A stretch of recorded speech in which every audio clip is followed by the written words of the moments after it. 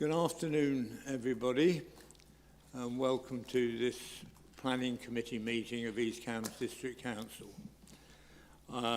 Very first thing to say is I'm going to ask Patrick to read you the fire safety drill. Thank you, Chair. Yes, we have no fire drill planned, so if the fire alarm does sound, please can you leave the exit, either by the doors you came in by or by the door behind me. Please don't use the lift, and the congregation point is in the car park in the front of the building. Thank you. Thank you very much. Some of you may be here for the first time, and you might be wondering what all these people are doing looking at you. I'll just give you some. My name is Bill Hunt. I'm an elected member, and I'm the chairman this afternoon. Along this side here, we have colleagues of mine who are members. They will, during the course of the agenda, they will be questioning you if you're speaking, and they will be asking questions. They will be making the decision together with myself and the Vice Chairman, who are also elected members, and they will be questioning speakers and whatever. So it's over here, we've got experts from different parts of the council, officers and legal, our legal officer is here as well, so that they will advise us about any issues that we don't understand because they're legally qualified.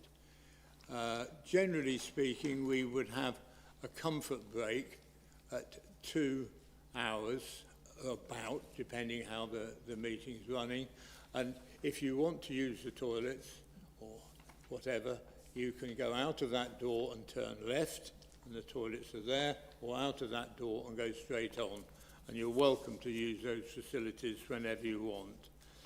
I'd ask you to speak through the chair, and if you are asked questions by members, it doesn't mean to say there's another 5 minutes to try and get your point over. I'd ask you to, if you're asked a question, to give an answer, and that's it. And you should speak through the chair. Finally, if any of you have got phones with you that aren't turned off or onto silent, will you please do so now? And we now move on to item number 1 on the agenda, which is apologies and substitutions. Thank you, Chair. Yes, we've had apologies from Councillor Chika Akinwale. And that's it, is it? And no substitution? No substitution. Okay. Members, have you got any declarations of interest that you'd like to declare? No, no, no. Okay, fine. And the minutes, you have read, I assume, the minutes of the last meeting. And is there any reason at the end of this meeting why I don't sign them as a fair record of what was said? Councillor Whelan. Just to say that on page 13 of the minutes, that's page 17 of the actual document pack, I asked a question of Sam Robertson regarding highways and whether the highways had visited the site, and he agreed that they had not visited the site, and that question was asked, but there's no reference to that in those minutes. Let me just discuss this with the officer. Patrick. Thank you, Chair. Councillor William was kind enough to give me advance notice of this, and I apologise for not including that statement, and I know where to put it, and I have the right wording. So be grateful the committee agree. So you're happy with that, and you will make the alterations, and I make it safe for me to sign. Thank you, Chair. Thank you. Chairs, we now move on to item 4. Sarah, I'm going to have a problem with pronouncing this. Parisa, Sarah, has been with us for quite a long time, about 14 years, I'm advised, and is moving on to another appointment within the authority. I know that people have advised me that she's been an asset to the planning department, and I wish her best of luck in her new role. Now we move on to item number 5, and we have the officer presentation from that. If you'll go ahead. Thank you, Chair. Good afternoon, members. So, agenda item 5 is an application for full planning permission for the installation of a battery energy storage system, referred to as BESS here on in, which comprises battery containers, power conversion systems, transformer enclosures, substation building, and powering up to 400 megawatts in energy. The BESS scheme is proposed to be operational for a temporary 35-year period, and therefore temporary planning permission is being sought on that basis. Just like to refer members to the update circulated yesterday in respect of confirmation from the County Council's definitive mapping officer regarding protection of rights of way in the agreement to the proposed planning condition, condition 27 in the agenda pack, and the update in respect to the verification and compliance report produced by Greenfire Solutions Limited in respect to fire management for this scheme. That's an independent report that was produced. I'll come on to that in a short while. Just in respect of the site location, as you can see on the screen, the site is located in between Soham and Wickham, approximately 2 kilometres southwest of Soham and 600 metres to the east of Wickham. Wickham Fen, the SSI, the Special Area of Conservation and Ramsar site, lies approximately 1.3 kilometres southeast of that site. The area edged blue, as you can see on the plan to the right, denotes the sort of additional land in control of the applicant, as well as obviously the area in red, which is the main application site. Just looking at the aerial photograph of the site straddles the parish boundaries of Wickham and Soham, as I said, and that's denoted by the blue line on the plan as you see there.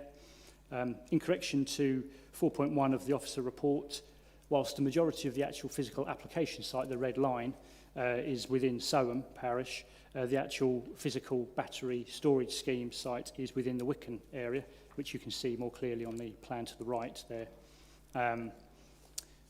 You can see also the existing solar farm that sort of surrounds it across the north and the east of the site. As you can sort of see, the plan to the right sort of shows a broad overview of where the BESS scheme is going to be sitting relative to the sort of overall planning application site there. So in terms of the site layout, it's proposed to be accessed straight from Church Road, the plan to the far left, which shows that. And then obviously that track then extends about 500 metres to the turning point, which you can see, which then turns right towards the main sort of BESS site as it is there. There's an area of hard standing, which members would have recalled from the site visit today, which obviously sort of is the sort of the main area where that sort of access turns to the right there. The actual compound itself, the BESS compound, as you can see, has got 2 points of access, one to the southwest and one to the northeast corner. The main access point obviously being that southwest corner closer to the sort of main access route. As you can see from the plan, the BESS compound sort of is occupied by sort of rows of sort of cabinets and container types with a substation at the far northeastern corner, and there are water tanks proposed sort of centrally along the northern and southern boundary of the BESS compound site there. The underground cable route for connection will be installed via the existing access road that leads back out onto Church Road. And the aerial image to the right there, as you can see, sort of shows the existing public rights of way that sort of forms a network around the area, around the site. You can see those in sort of yellow, green, purple lines as shown there. The pink line on that plan is the parish boundary again. So the proposal comes forward with quite a significant amount of landscaping. It's supposed to incorporate areas along its perimeter to provide some screening. In addition, some significant net gains in biodiversity, enhancing existing pockets of hedgerow and landscaping, and planting new linear rows of hedgerow. You can also see a pond located at the northern end of the site there. That's intended purely to assist with biodiversity net gains and biodiversity enhancements. it's not connected to the actual BESS infrastructure in terms of drainage. In respect to the drainage proposal, it would rely on underground surface water attenuation via sort of granulated stone under the site, and that would be sort of attenuated prior to a controlled discharge to the nearest IDB drain, which is to the west of the site. The application is supported by a flood risk assessment and is acknowledged by Green Fire Solutions in their fire strategy plan that the drainage infrastructure would incorporate a toggle valve to shut off flows to that IDB drain in the event of fire, and therefore would obviously retain that any fire water within the site under the actual BESS infrastructure. So just a quick overview of the actual sort of the equipment. It's fairly standard in terms of its appearance. The picture, the image to the top left is the sort of substation, as you can see there, and how that would be arranged. Say that's located at the northeast corner of the site. And then there's an array of different cabinets and buildings proposed to serve sort of the batteries, switch room, control rooms, and the distribution network operators sort of control room area. Just looking at some site photos, some members may recall this is the main access into the site, the main picture there via Church Road. As you can see, the other pictures to the right of that sort of show the extent of road along Church Road, both to the east and the west. This is the sort of the access track that leads down to that area of hard standing I mentioned before. That's the picture to the left. The picture to the right is where the main BESS infrastructure is proposed to go. You can just make out that linear row of hedgerow over to the right-hand side of that right picture, which is sort of as I said earlier on the site visit, that's kind of a reference point to where the BESS will go. And you can probably just make out the image over to right at the top right corner there. There's a sort of blue square, which is the sort of where the BESS infrastructure is proposed to go. This is sort of views around that area that terminates that concrete hard standing. So we've got views obviously extending back up to Church Road, the view on the left. You've got a view leading up north, that central image, which you can probably just make out some hedgerow in the distance, which essentially incorporates the right of way that I mentioned earlier. And then you've got the picture to the right, which sort of shows views heading sort of southeast across the fields there. And this is up at that right of way at the north of the site, to the sort of northeast edge of the site. There's a right of way, which is a byway, so open to equestrian, cycle and pedestrian routes. And that's recently been, my understanding is it's recently been sort of upgraded, the surfacing of that, and formalised. And that the intention there is to link that all the way to Soham ultimately, and that will then also take you down to Drury Lane as well. And this is a view from Church Road, Wickham Road, where they sort of meet. So this is sort of, as you can see from the image at the top there, it's sort of along the road southeast of the actual main BESS scheme, and the yellow arrow indicates the sort of approximate location of where that main infrastructure is going to go. Main considerations, as set out in the report, principal, loss of agricultural land, landscape impacts, residential amenity, fire safety, highways and movement, biodiversity, trees, flood risk and drainage. I'll just briefly go through those with you now. So in terms of the principle, the site is located in open countryside, outside of any settlement. The principle of renewable energy schemes are supported in such locations through our development plan policies of the local plan and the Soham and Barway neighbourhood plans, subject to avoidance of significant adverse effects and compliance with other, obviously, plan policies. There is clear government ambition to significantly increase renewable energy and energy infrastructure schemes to meet the government's targets in terms of net zero and clean energy. So in essence, the principle of this development is supported. The concerns raised regarding loss of agricultural land, as the report sets out at 7.8 to 7.10, the site accommodates around about 5.3 hectares of best and most versatile land. The plan shown is from the applicant's agricultural land classification assessment, which indicates that the site is mostly subgrade 3A agricultural land, but nonetheless best and most versatile land for the purposes of interpreting NPPF. The actual BESS scheme will occupy around about 2.1 hectares, including its accesses, and about 1.1 hectares of land is proposed for wetland, the remainder to be sort of landscaped. it's considered that the development itself would not result in significant loss to best and most versatile land, would not result in any significant food security risks, bearing in mind the government's intentions to deliver renewables across the country, and notwithstanding the development is limited to a 35-year period. In terms of its landscape and visual impacts, the application is supported by a landscape visual assessment.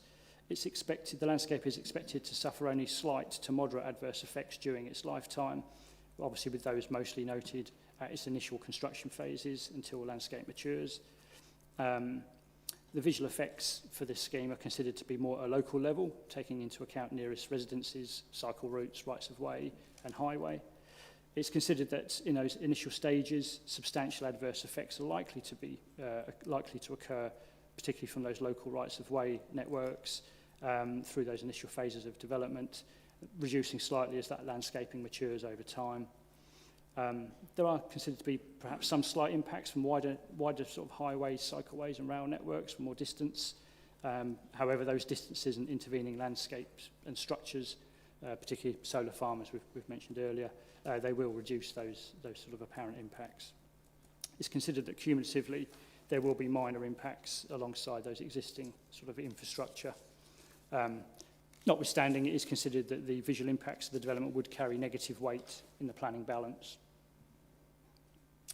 In terms of residential amenity, nearest properties are around about 490 metres to the south, along Church Road, and about 650 metres to Drury Lane. That's from the main BESS scheme, where amenity is most likely to sort of be caused any impacts. Visually, the development would be sort of partially screened, particularly over time, and also with intervening landscaping. Some visual impacts would occur, but they'd be largely mitigated through sort of by virtue of distance alone, let alone sort of existing and proposed landscaping. In terms of noise, that has been raised as a concern by a number of residents. The application is supported by a noise impact assessment. That's been reviewed by the Council's Environmental Health team. Christopher Smith from the team joins us today, sat next to me, and will be available for questions if required after this.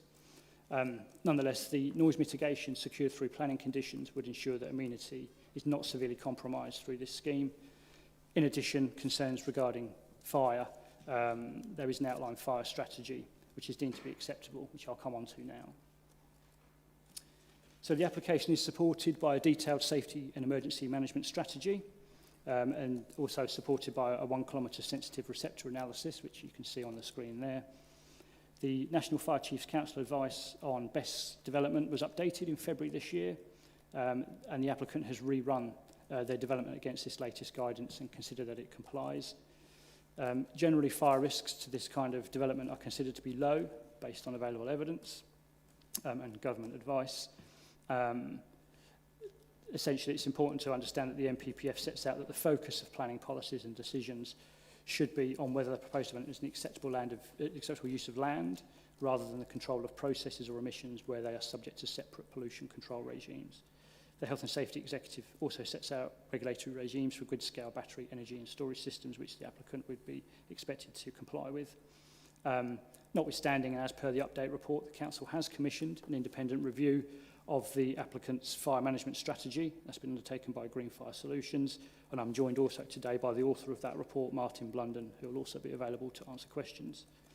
Green Fire ultimately concludes that if the approach that the applicant is proposing to take and the recommendations outlined in the report are implemented, then the development would ultimately comply with relevant guidance, legislation, best practice standards and regulations. Conditions are recommended to secure the final specification, and the report proposes those as set out in the update report yesterday. So those conditions have essentially been agreed in principle by the applicant, but to be formally agreed if the application is approved. In terms of highways, the access, as I say, is derived from Church Road.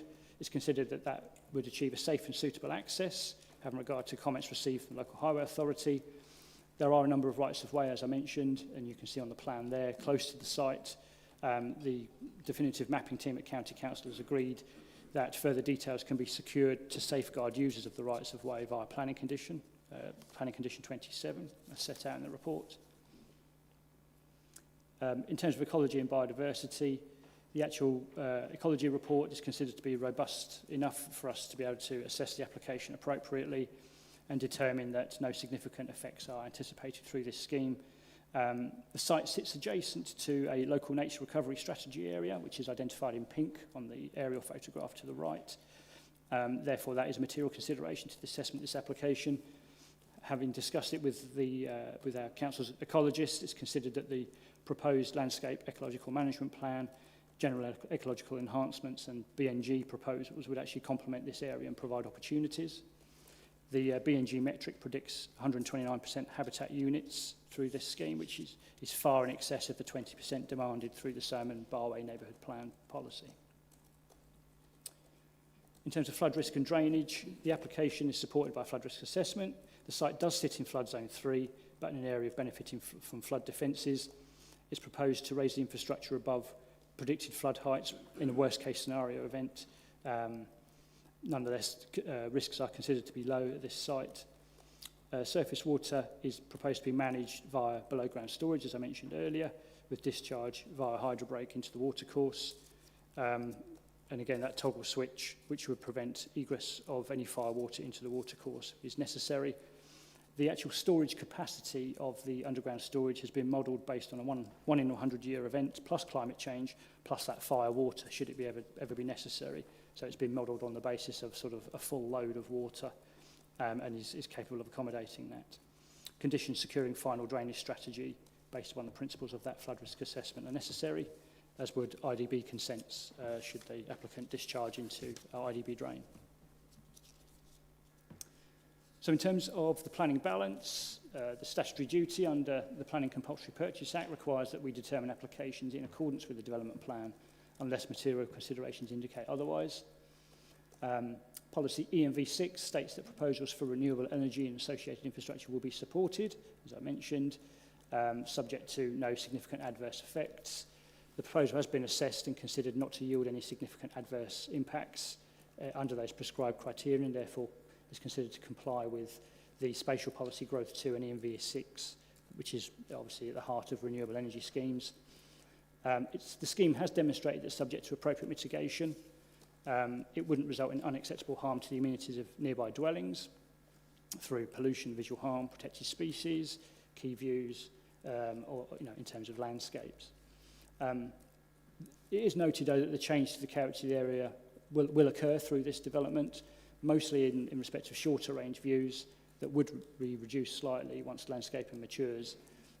Furthermore, the scheme can be appreciated in part in the backdrop to the solar farm, the pylons that already partially affect the rural character and openness of that area in general.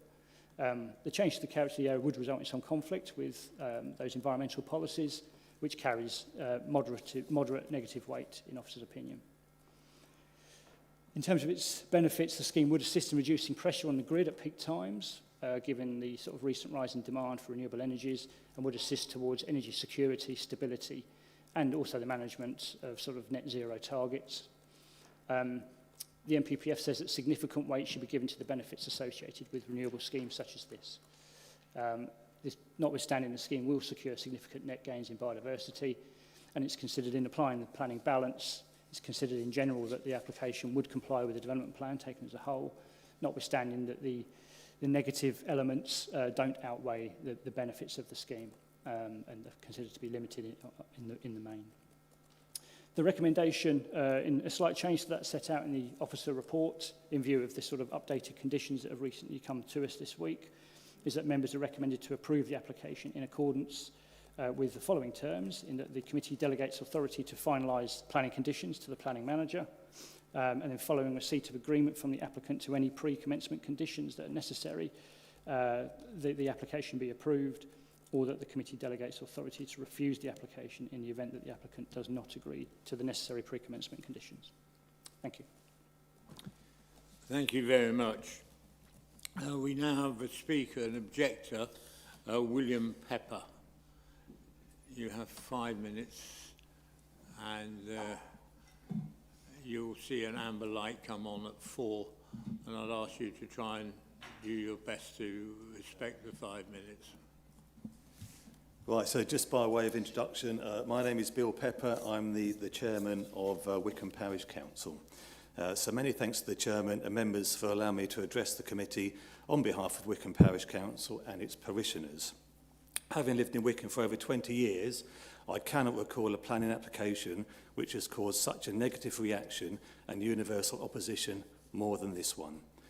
Residents are quite rightly very concerned about this application, and this has been expressed directly to me, to the Parish Council and to East Cambs District Council via comments on the planning portal.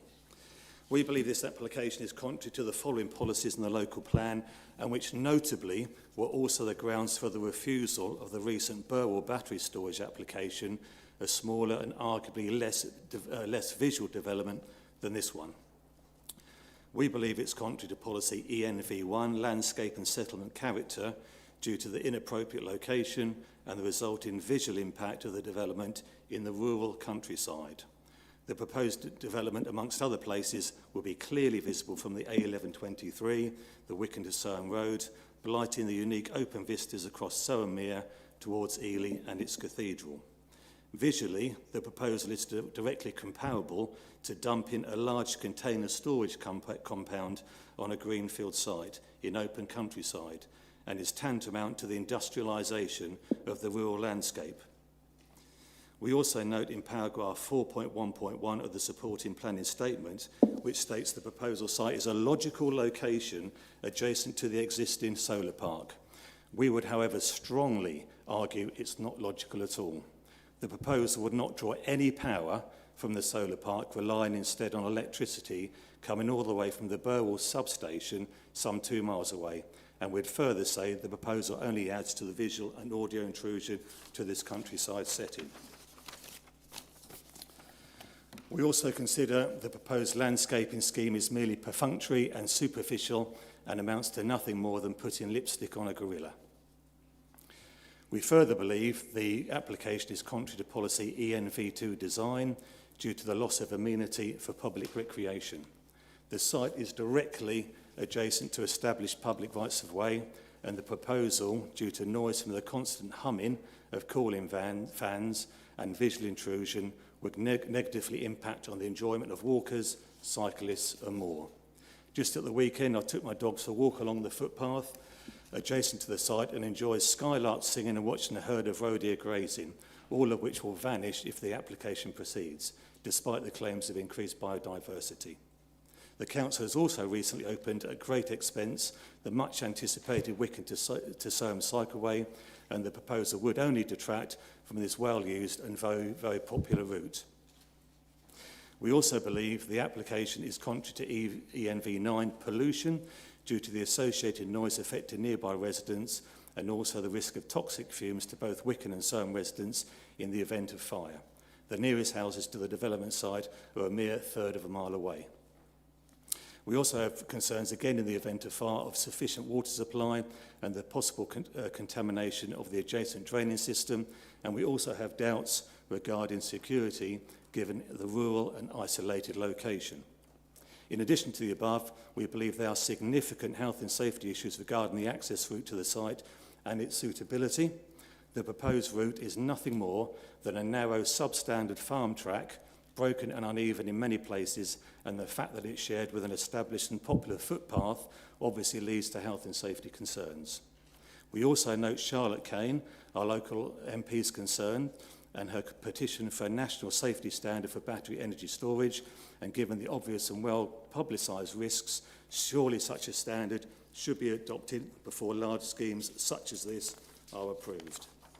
In summary, Wickham Parish Council's objects to the application for all the same reasons and more given by the inspector for the Burwell best refusal, least of all the detrimental effect it would have to the rural landscape, and we trust the committee supports the views and opinions of many in both Wickham and Soham parishes. I'd just like to note also that as a parish council we didn't receive official notification of the application. We only heard it via our local councillor. Thank you. Thank you. If you'd like to stay there, if you would, please. Members, questions?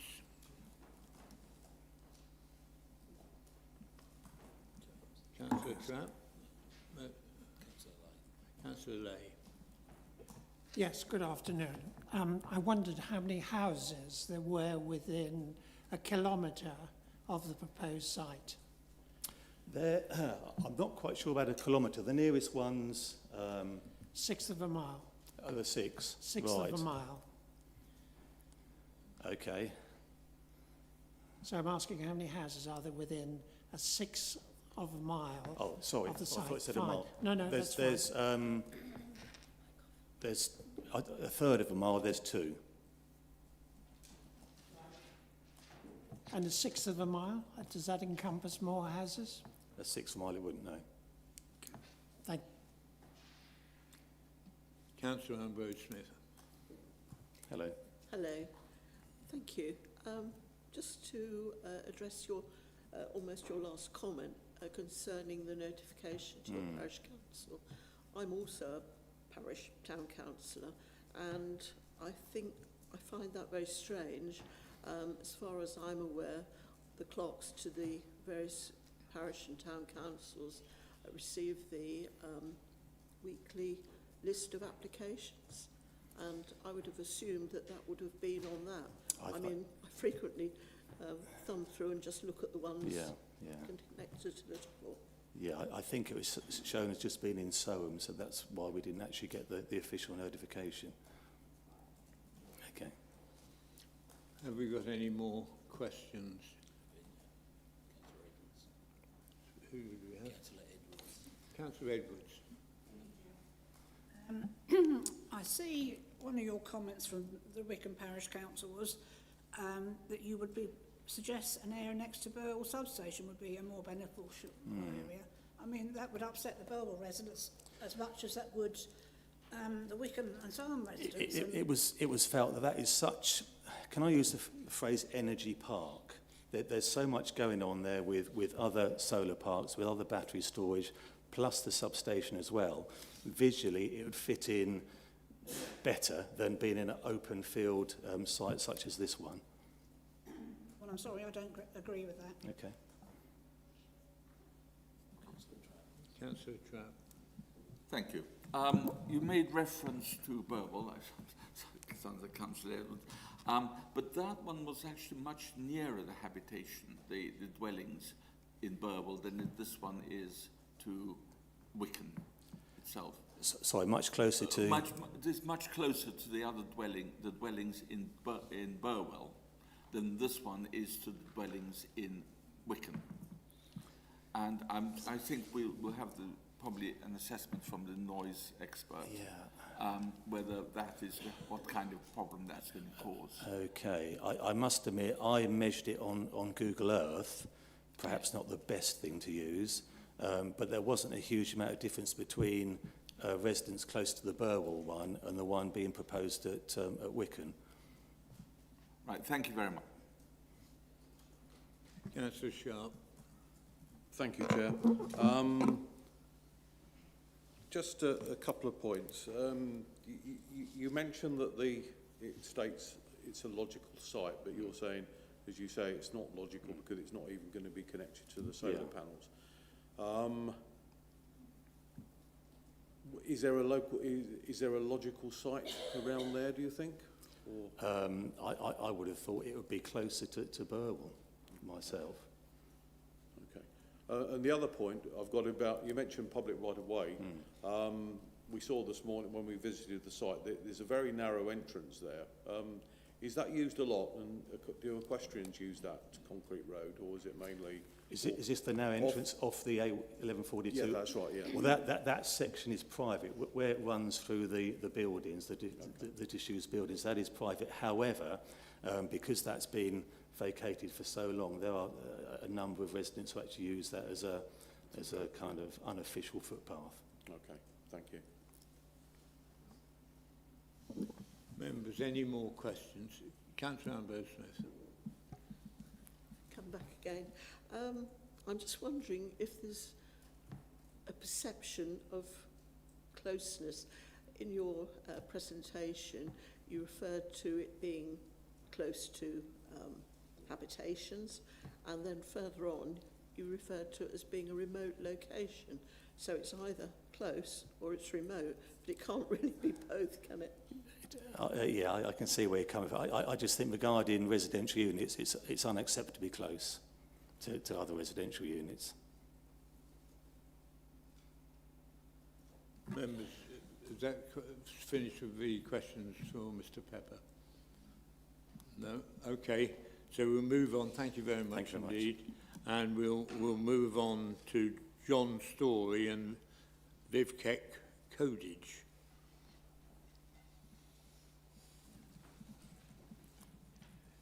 You've got 5 minutes between you, and an amber light will come on at 4. And then members will probably want to ask you questions when you're finished. So away you go. Good afternoon, members. The proposed BESS supports the electrification of the grid, reducing our reliance on foreign energy imports. The recent wars in Ukraine and Iran have highlighted the need for the UK to become energy independent and reduce our susceptibility to volatile oil and gas prices. The government is committed to delivering energy independence through significant grid upgrades and strong support for renewable energy development. The intermittent nature of renewables and grid frequency impacts means there is a significant need for storage, especially as UK's energy demand is expected to at least double by 2050. The UK government is committed to achieving net zero emissions by 2050, meaning this target relies heavily on the use of renewable energy whilst maintaining energy security and the reliability of the network. This is reflected locally too. East Cambs declared a climate emergency in 2019 along with the adoption of an environmental plan, recognising a global biodiversity emergency. The proposal will deliver a net gain of 129% plus linear and watercourse gains, including the provision of a new wetland area. The surrounding landscape has no local or statutory designations. The location of the battery storage developments has been cited in the existing energy infrastructure to minimise its impact upon the landscape. Further screening measures through hedgerow and tree planting would mitigate the visual impacts of the proposal. The location of the battery units have been pushed away from the Soham to Wicken upgraded bridleway to minimise the impact on this recreational route. The BESS units are located approximately 490 metres from the nearest property, and the supporting noise assessment, which has assessed the worst case scenario, shows no significant adverse impacts in line with the national framework. Low frequency noise has also been assessed, which shows a low impact. It is recognised that there will be noise at the bridleway to the south of the proposal. However, this will be a small portion of it and only when the scheme is operating. The proposal incorporates a right-of-way strategy which separates construction traffic from the right-of-way users and includes temporary bollards along the banksman to ensure all users are kept safe along footpath 27 throughout the construction period. Drainage infrastructure has been designed to retain any firewater and prevent leaching or potentially contaminated water into the environment. A geotextile membrane is also located beneath the PES platform to prevent the leaching of hydrocarbons and suspended solids on site into the fluvial network throughout operation. The national framework provides significant support for battery storage development, and the draft framework looks to strengthen this even further. Local policy EMB6 is consistent with the framework, providing strong support for low-carbon infrastructure, which can only be outweighed by significant adverse impacts. The applicant and LPA does not identify any adverse impacts, and we recommend that this be approval. Thanks, John. Good afternoon, Chair and members of the committee. Building upon my colleagues' remarks, I must reiterate the strategic imperative underpinning this application. The geopolitical conflicts in Ukraine and Iran have exposed the severe vulnerabilities inherent in relying on imported fossil fuels. Achieving true energy security requires domestic renewable generation and utility-scale battery storage is the fundamental prerequisite for capturing that power and maintaining a resilient national grid. While this national need is undeniable, we fully acknowledge our obligation to ensure absolute safety locally. ECDC commissioned an independent verification and compliance report from Greenfire Solutions, GS. The independent appraisal rigorously evaluated the proposed site against the newly adopted National Fire Chiefs Council NFCC version 2 guidance. I wish to highlight 3 critical safeguards validated by the independent report and our detailed safety strategy. First, regarding technology. We are mandating lithium iron phosphate, LFP, chemistry, which is explicitly recognized by the government and verified by GS to offer superior thermal stability and a significantly lower probability of thermal runaway compared to older battery types, effectively engineering out the highest risks. It is widely recognized by fire authorities and government guidance as the safest lithium-ion chemistry commercially available for utility-scale storage. Second, concerning spatial design. The battery units are Positioned 490 metres from the nearest residential property, the independent report confirms this distance substantially exceeds the NFCC's 30-metre minimum setback. GS have also reviewed our internal layout, confirming that the cluster spacing is designed to prevent fire propagation between units in a worst-case scenario. Third, firefighting infrastructure. NFCC V2 guidance requires a minimum static supply of 180,000 litres. We're providing two separate 240,000 litre static water tanks, one at each access point, plus the attenuation basin. GS verifies that this design not only exceeds the volume requirement, but ensures that the Fire and Safety Rescue Service has immediate water access regardless of wind direction. In conclusion, this application delivers necessary energy infrastructure using a rigorous safety framework that has been independently audited and confirmed to meet or exceed current national fire safety standards. Thank you. First of all, congratulations on hitting the timing target. It's much appreciated. Members? Yes, please. Who have we got there? That's me. Oh, Vice Chair wants to speak. Thank you. John, I think it was, wasn't it? If I can pick up on something that you said that the noise will only be there when it's operating. Is it not going to be operating 100% of the time for 35 years?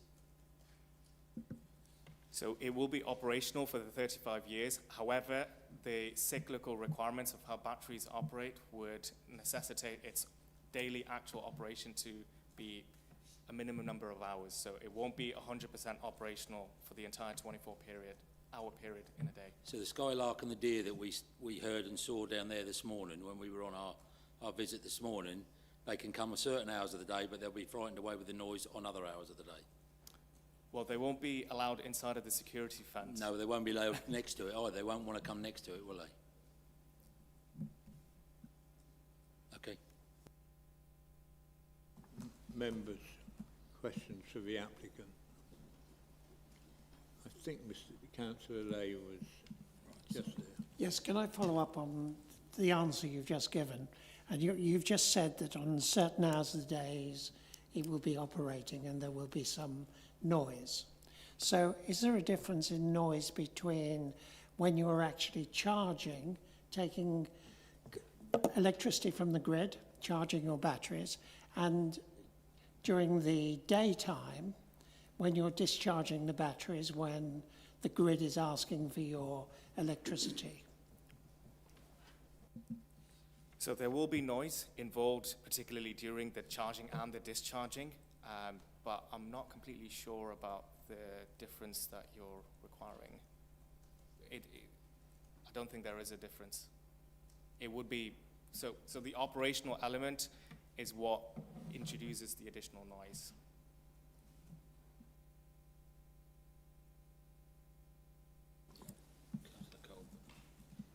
Colbert. Right, away you go. Thank you, Chair. Well, a couple of things. Excuse me. One, with regard to fire, you partly answered things I was wondering about. Am I correct in assuming that the batteries are contained in a series of isolated units? So if one overheats, it'll automatically shut itself down to start with? I'm pretty sure this would be addressed by Greenfire. I'm not sure if at what point today, but yes, so they will be separated. So there will be cell level monitoring and also rack level and also the container level monitoring, so they will be separated.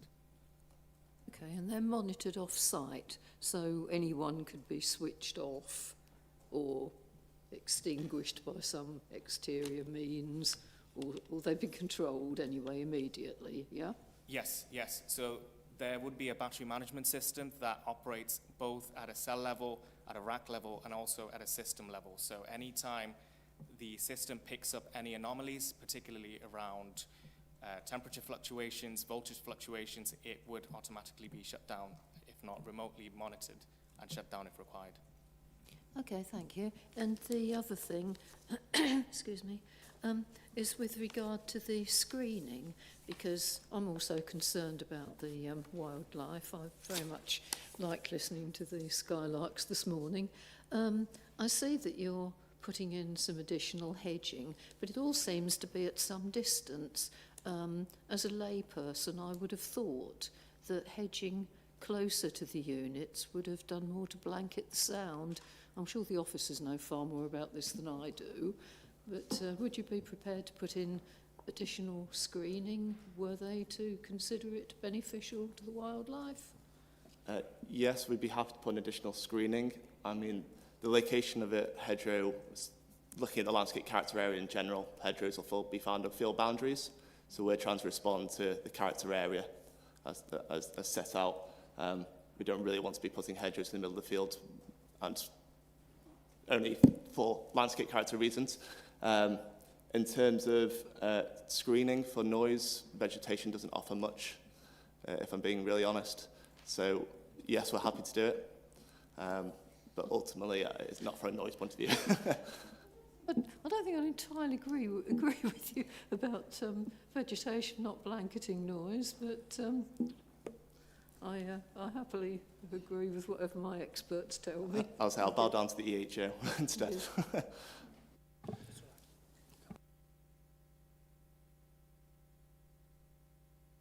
I'm happy to come in if needed. Yeah, well, yes, please. Yes, sorry. I'm looking at you. Have you finished your question? Well, I've finished the question of the applicant. Thank you. He wants to reply. If the officer can advise now, that would be nice. Exceptionally, the officer can reply. So, vegetation doesn't offer a great deal of acoustic mitigation. There's some evidence to show it might have some psychological impact. If people can't see the source of the noise, psychologically they perceive it to be lower, but if you were to measure it, it would not have much of an impact. Okay, thank you for that. So at least it would make the residents happier, even if the skylarks are so far up it won't make a blind, but no, just different to them. Okay, unless they're on the ground. Thank you. Councillor Whelan. Thank you, Chair. How much in-depth discussion have you had with the Cambridgeshire Fire and Rescue Service on any impact if there was a fire in the area, and how long it would take for them to get there? And have you had this discussion, because bearing in mind that most of the fire stations nearby are actually on-call fire stations, so to actually get an appliance there quickly to put out the fire would be quite a long time. Have you had in-depth discussions on this? We've spoken to the NFCC, not the NFCC, sorry, the local fire service, on the grounds of our layout. We haven't entered any detailed discussions. That will come as part of a condition in terms of an emergency response plan for them. For our discussions then, we'll probably meet them on site and run through what they'd like to see, what they'd expect from us as well. But no details of discussion in terms of timings to getting out to site yet now. So you've had no discussions at this stage? Only regarding layouts, features, etc. Councillor Trapp. That with a degree of foreboding. I have a number of questions. Talking about fire, I mean, if there's a fire and water has to be sprayed along, whatever it is, it will go back into whatever storage system you have for the water. What have you got in mind for extracting that water without putting it into the drains, into the ditches? It is expected that it'll be tested for the chemical pollutants, etc., and then it'll be tankered off-site to a waste facility. So down that small road, it'll be correct. Off. Yes. Okay, thank you. Is there any estimate of how much water might have to be tankered off? How many tankers it will fill, or swimming pools, if that's the currency, then which volume is measured? I wouldn't be able to tell you off the top of my head, I'm afraid. Okay, well, we can probably sort that out and bring it in. The other one is that, as we've heard from previous people apply BESS things, that there's actually an overcapacity of BESSes. That actually the number of BESSes that are planned or have planning application is more than enough to cater for all our needs. Have you done any investigation of this? I mean, we have a offer of a grid connection, so there is a need. And furthermore, I believe national policy doesn't actually require you to establish a need, but in any case, there's definitely a need for battery storage developments. Yes, there may be consent, but in terms of actual delivery, there's a lot of uncertainty about how much the best developments will be delivered on site, on these sites. Follow that up with saying, have you actually got a condition with the power network that you can actually connect up? Because some schemes are just there, oh, we'll do it, and then have you actually got one, an understanding with the energy suppliers? So we have applied for a connection offer and we have secured it, and as we know, the current grid is undergoing reform, so we are awaiting outcomes from said reform, but we have applied and received an offer. Councillor Goodall. Thank you, Chair. I'm a bit ignorant with this system as such, but my understanding was the idea of these battery storage systems was to help renewable energies store their energy, because obviously when it's warm, there's lots of sunshine, the solar panels produce a lot of energy that's not necessarily needed and need somewhere to store it. So why aren't you going directly into the solar farms rather than into the grid? So not to get too much into the details of it, but particularly the solar farm, we don't have a direct agreement with them, so they would have been tied up with existing offtake agreements with other parties. So as a result, we don't have a direct agreement with the existing solar farms, but the understanding is that exactly what you said, which is that it would be used to store surplus energy when there is surplus renewable energy on the grid, either when the wind is blowing and the sun is extra sunny, shining. You don't have an agreement to build it yet, but you're here, so why aren't you trying to get them agreements? I think it's not one that we would be ruling out at this stage. Again, it's a case of putting the horse before the cart, I guess. Councillor Ambrose-Smith. This is a really, really sad question. Some years since I attended my last fire marshal course. Are we absolutely certain that water is the correct substance to put out a fire which involves electricity?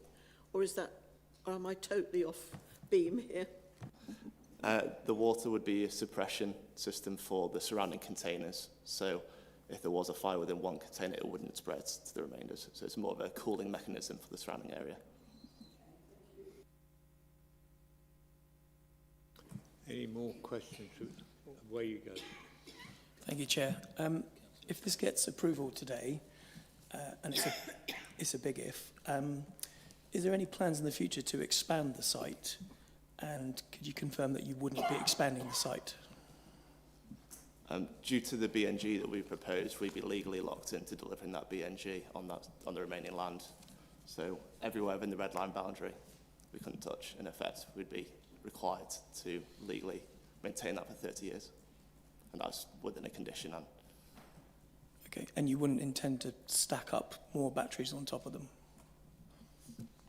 Stacking is not a recommended approach here in the UK, and on top of that, just to add to John's comments there, the connection that we've requested is for the site, so any expansion would require a new connection, which would bring about its own complexities in terms of when you can connect, etc., but the idea is not to expand.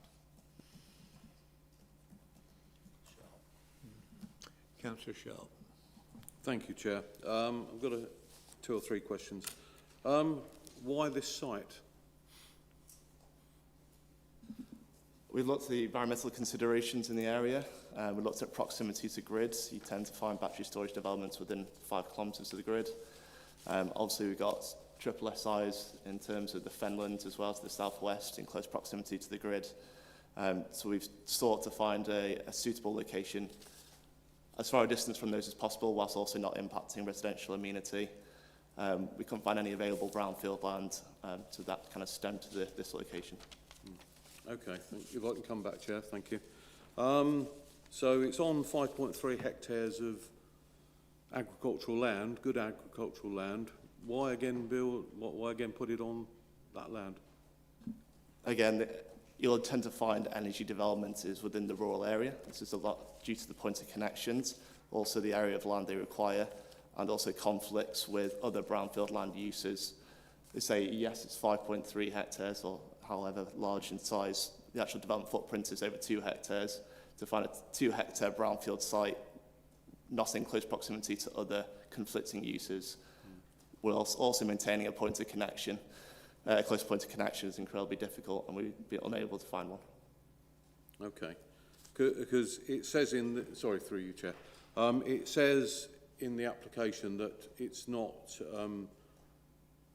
a significant amount of agricultural land, but at the same time, if we had 100 applications of 5.3 hectares, that would be significant, and which is what we've ended up with in Burwell with the solar panels. So I'm really struggling to understand why you've actually ignored that 5.3 hectares.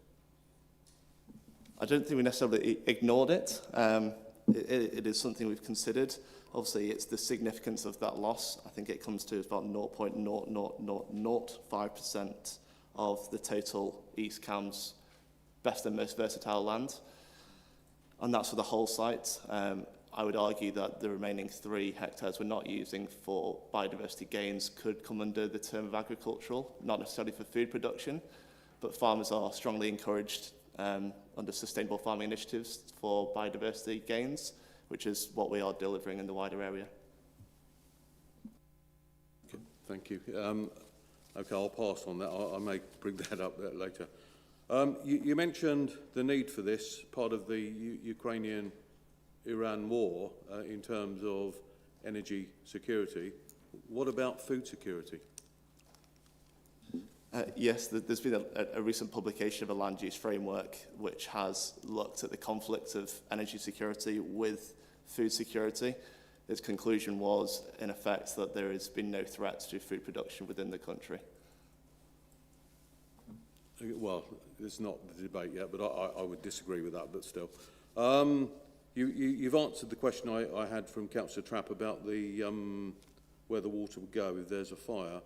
What about, as I understand it, there's going to be nobody employed permanently, long-term on the site. It's going to be, what security controls have you got to protect you from hackers, from other countries actually hacking into that and doing whatever they want to do with the site?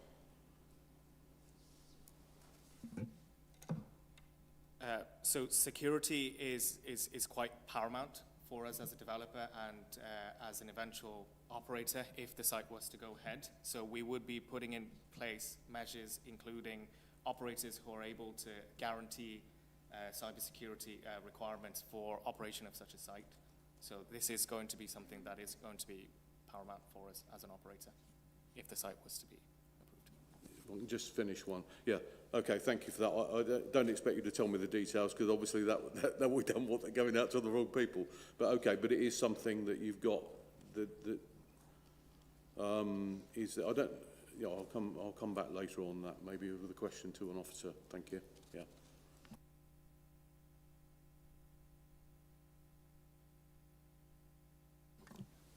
There's not another question hiding anywhere. No, all it was purely, I'll ask it now, was mainly through the planning manager, something, and it would be on all best sites. We'll get to the time when the officers are speaking. Yeah, that's what I'm saying, Chair. I'll save that up for an officer question. Okay. Councillor Goodall. Can these battery storage units be put on industrial plants and then encased within a warehouse type situation, rather than in the open countryside, being a nuisance to nature with the humming, the noise, and go to a place where there's already noise and is well used as an industrial site? If they can, I haven't seen any. I'm not sure in terms of kind of insurance for having a battery storage within an industrial area, whether you'd be able to attain that. Financing of it, I think it would be very difficult from a technical point of view. And again, you are relying on a close point of connection for it to be connecting into. But I'm not sure it's my true answer. Councillor Lay. Yes, in case of a fire, because we have had battery storage fires, especially large ones in America.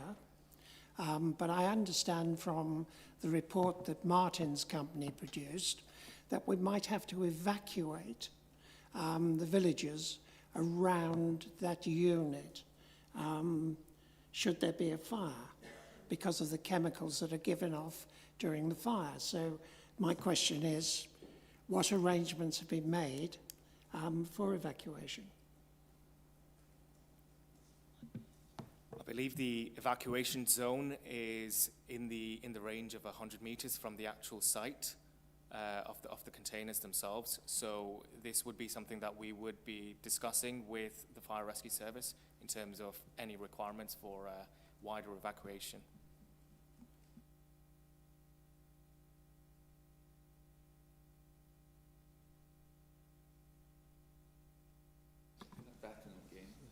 Where you go. Much. I'm just interested about the total acreage is about 18 hectares, I believe, and the what? No, please. Hectares. No, will you both be silent? I said hectares. Councillor Lay, you're not speaking. Councillor, you are. Thank you very much.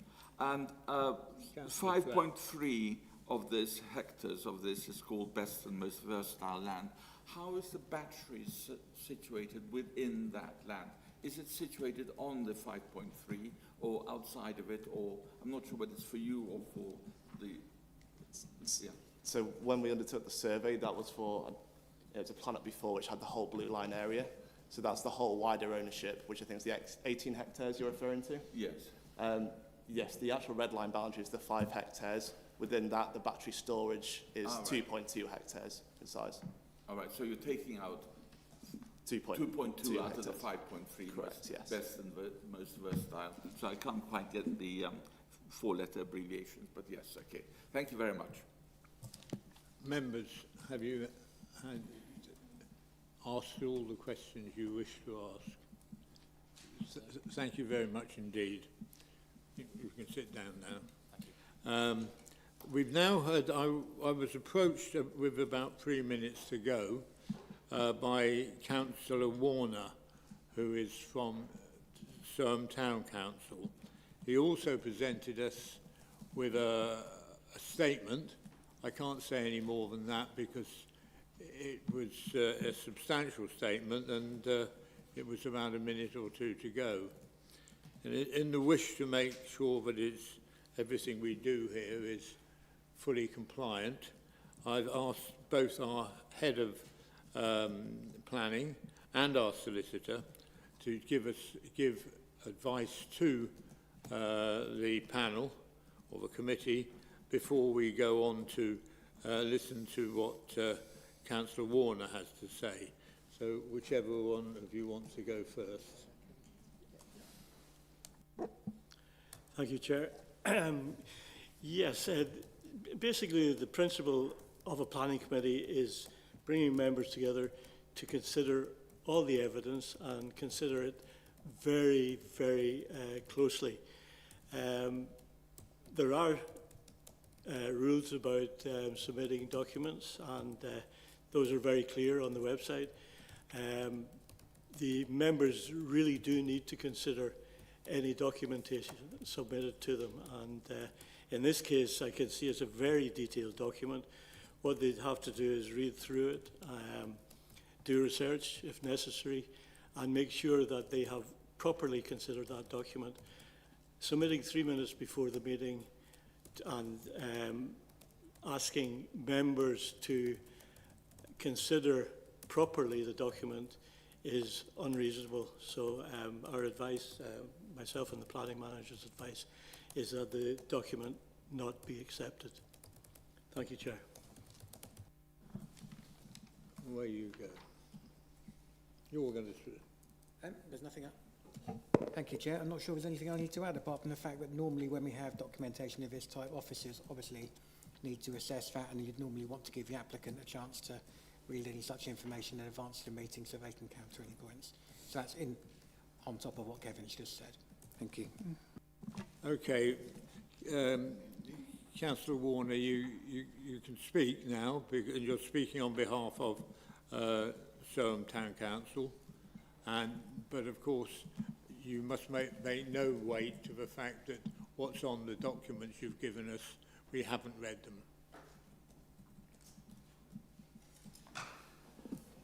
Thank you very much. Good afternoon, everybody.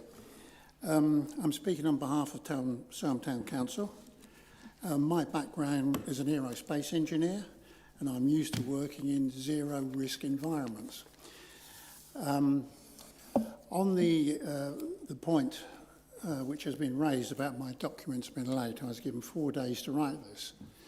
And I would point out to the committee that on the 1st of April, the Planning Committee had an update concerning fire resolutions and other issues, which again, I haven't had time to look and study.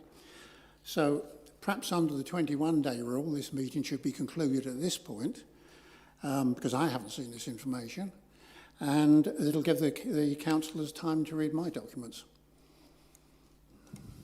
To be precise, Councillor Warner, I wasn't advised that you were going to come and speak, and we do have rules about public speaking and notifying the officers. I wasn't notified that you were coming. I thought I was being flexible by giving you despite that, giving you the 5 minutes to speak on behalf of your town council. So if you'd like to make a case or make your statement in the 5 minutes that I'm saying that you can have, then that's fine by me, and then you would be members would be asking you questions. But I'm not prepared to enter into any discussion about the document you handed around. So if you'd like to make a statement of what you believe in representing the Soham Town Council, please go ahead. Right, as I say, my background is aerospace, and I'm used to working in a zero-risk environment. In these environments, everything is certified, detailed, and checked down to the last nut and bolt. Very, very few aircraft fall out of the air due to these rigorous checks. And I find the documents presented to you today are not conclusive. We believe that they rely on over-optimistic assumptions. And the point of this document was to try and provide information to you, the members of the Planning Committee, to challenge proposals where necessary and ensure the safety, particularly the public safety for residents, is rigorous, considered, and at the planning stage. With 5 minutes, it's going to be very difficult to consolidate, but I've listened carefully to what you've said in questioning. And the areas which I'm looking at is gas plume analysis. This is what happens when a battery catches fire and the containers vent themselves. The general assumptions of maximum of one container catching fire is completely unrealistic. You plan for a maximum failure. You don't plan for a minimum failure, then get a maximum failure. Otherwise, you don't have the procedures in place to deal with it. The mention of cyber security has been mentioned. That is critical, I think, to any infrastructure such as this. We have instances of cyber hacking all over the place, and the most recent ones was the Polish grid system by the Russians, and also the Iranians breaking into the FBI computer in America. So if this were to occur and the safety overrides were taken out, the remote controls are disconnected, and it was a malicious attack, you can get more than one battery fire. Of that, I feel fairly certain. The planning approval, I think, is over-reliant on regimes answering questions, because they have a vested interest in what they're doing, and I have tried to go through this and highlight some of the issues. We've spoken about fire earlier, several of you have mentioned that, and I've compiled a fire chart in the back of my papers, which is comparing sites around East Anglia, and it's also comparing sites in the real world and what really happened. So this is not fictitious. If you look at Burwell, which is a 50 megawatt system, they have contained water of 480,000 litres. They don't have any water tanks. Hightown Drove, which you have passed here, had 240 litres and contaminated water of 4,500 litres. Anchor Lane has 1,365,000 litres of water. The Wicken proposal has a total of 480,000, water tanks of 480,000 litres. You will note the proposal, it goes into a drain and is held. Well, you have a problem if you've got 400 litres of firewater being sprayed going into a hole in the ground which contains 228,000 litres. That really is a fairly fundamental mistake. I have not been able to read the modified fire precautions. However, I have been in touch with the National Fire Guidance Council, and they do issue guidelines as to what is supposed to be done with various sizes of battery storage units. 10 to 50 megawatts is 200 to 300,000 litres, 50 to 150, 300,000 to 600,000. Larger systems, 150 to 300 megas. Don't forget, Wicken is bigger than this. 500,000 to 1 million litres. And the recommendation is, for our size of battery storage system at Wicken, is 800,000 litres to 2 million litres. So I would point out that, and whilst they say they have talked to the local fire services, this is issued by the National Fire Chiefs Council. This, I think, would trump any local fire brigade manager saying he can manage it. Also, the National Fire Chiefs Council also advise that cybersecurity should be taken rigorously in the design of the safety systems on these containers. I have seen or heard nothing within the proposal which gives me any confidence that that has been an active part of this planning application. I would now go on to look at the gas plume analysis and the modelling which has been done. Sorry? At the start of the meeting, I did ask people to respect the time limits and by listening to saying, and to go on. I would hope you were saying I'm going off. Sorry about that, Chair, I've been carried away. It's exceptionally, I've offered you the 5 minutes, and we've now gone to the end. So if you can wind up with a paragraph, it would be helpful. Okay. I believe that the gas plume analysis it only considers immediate danger to life and health. There are several other, well, rather than going through it, it's in the papers, but there are a whole raft of health and safety procedures concerning contamination and fires which haven't been considered in this application. Clearly, the fire application on this site is way off beam. It doesn't matter. Can I just read one finishing statement and I'll conclude, Chair? It's very short. Well, as long as you make it in one paragraph, please go ahead. It's less than that. In Essex, at Thurrock, they had a fire in a single container during construction. They used 800,000 litres of water putting it out, and it was brought back under control in 24 hours.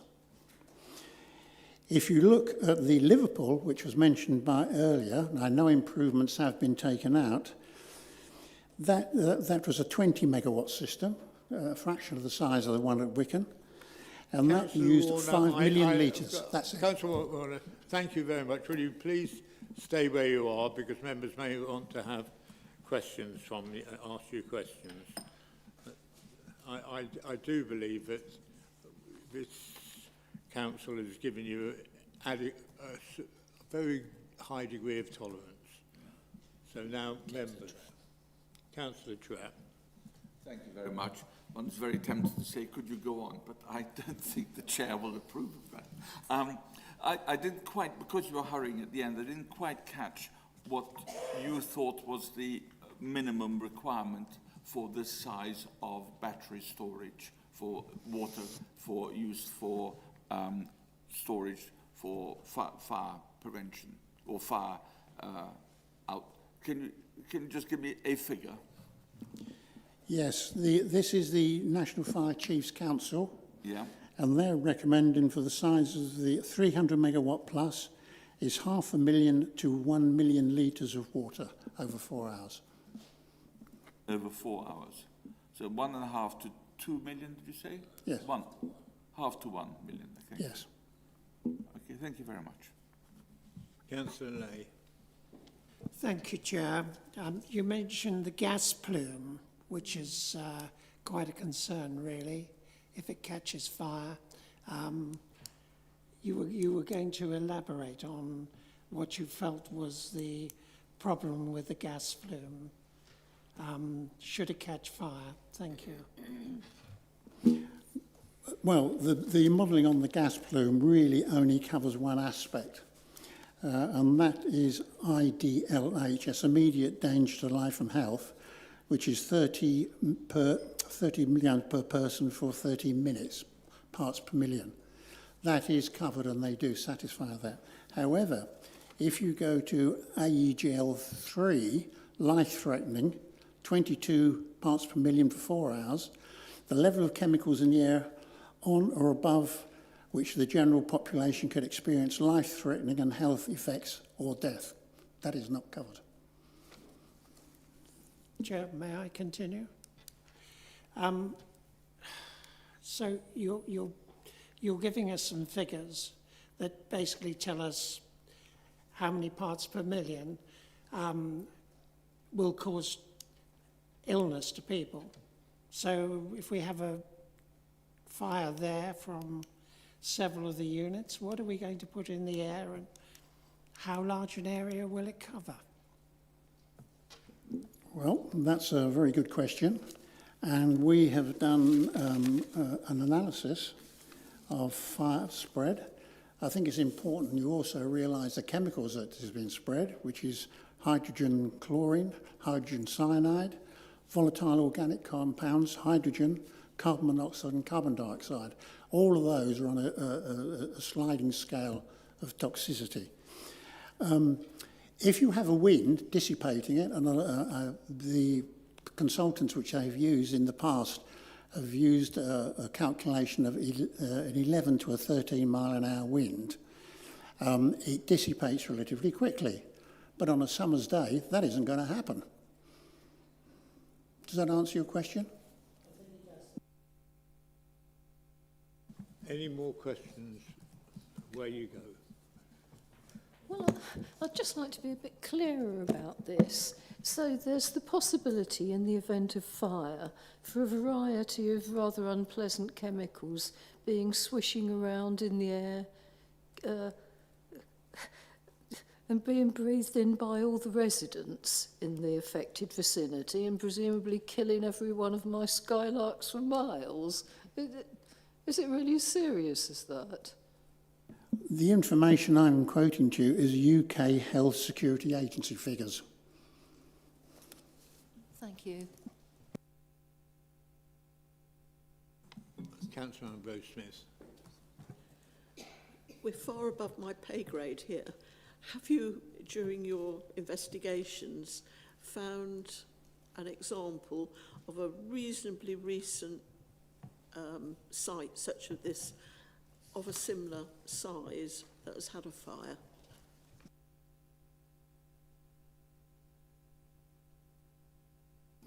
There has been a fire. I'm not sure of the size of it. All I can really quote is the Littleport fire and the Thurrock fires. Members, are there any more questions? I can't see anybody's hands. Thank you very much indeed. I'd be happy to talk outside if anyone is interested. That's not possible, and I think you know that, Councillor. I meant as a general information package. Well, enjoy your rest of the afternoon. And we now go to the ward councillor for Wicken, and that's Councillor Vellacott.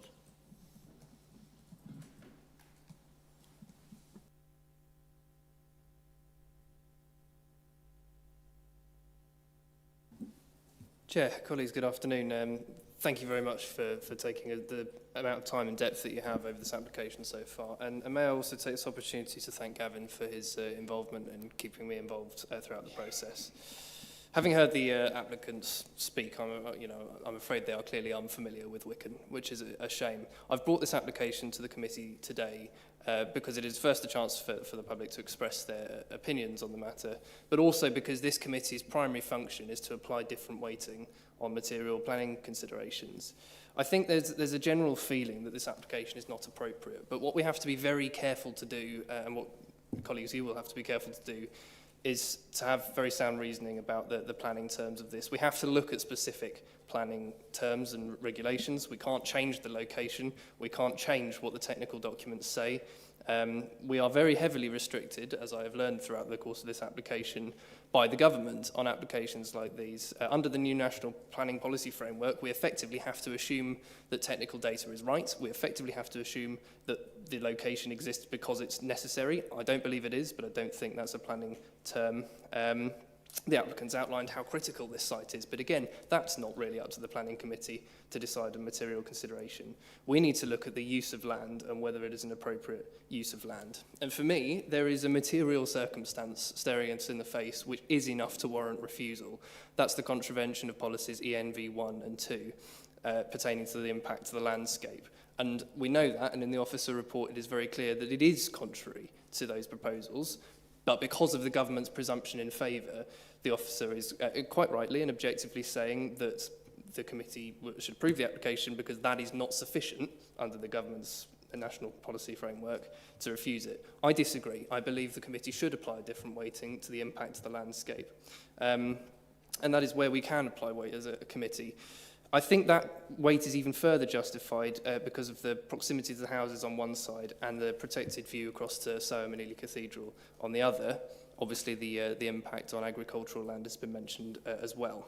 So I called it in for that reason, not necessarily to critique the technical judgments about fire and water, but mostly to ensure that whatever reasoning, if we do refuse it, is sound in terms of what the government are suggesting about these types of applications. For me, a lack of compliance with the MV 1 and 2 and the Soham and Barway neighbourhood plan is not available for trade-off against other benefits as defined by government. The issues with fire, I think, are very serious. Naturally, those fall under other legislation and planning conditions. And in situations like these, the officer is obviously very restricted about if you can apply a condition for something, you should. So I would be keen for the committee to focus on the impact of the landscape in that respect. Obviously, the planning process, particularly under the new National Planning Policy Framework coming out, is going to be heavily restricted to considering use of land. This is not an appropriate use of that piece of land. We have to, or you colleagues have to look at the application in front of you, at where it is and the information that's presented to you, and it does not amount to an appropriate development, in my view. The government's presumption in favour is very strong, of course. An appeal is possible, of course, but still, I believe refusal is necessary and justified. The key difference for me between this and any other application is the unique landscape. We obviously have the Burwell precedent, and that is for you to consider. I won't go into the depths of that. Obviously, in the village, there's a very strong concern. I have to represent my residents there. I haven't met anyone in favour of this, and those concerns are deep and heartfelt. But we have to ensure that there's a clear planning reason to do so. In my judgment, that's the contravention of ENV 1 and 2, and that is not sufficient, even with the government's presumption in favour, to proceed. So there's a very strong desire to refuse and a clear planning reason to do so. I recommend committee refuse the application. Thank you. Thank you very much, Councillor. Questions to Councillor Vellacott?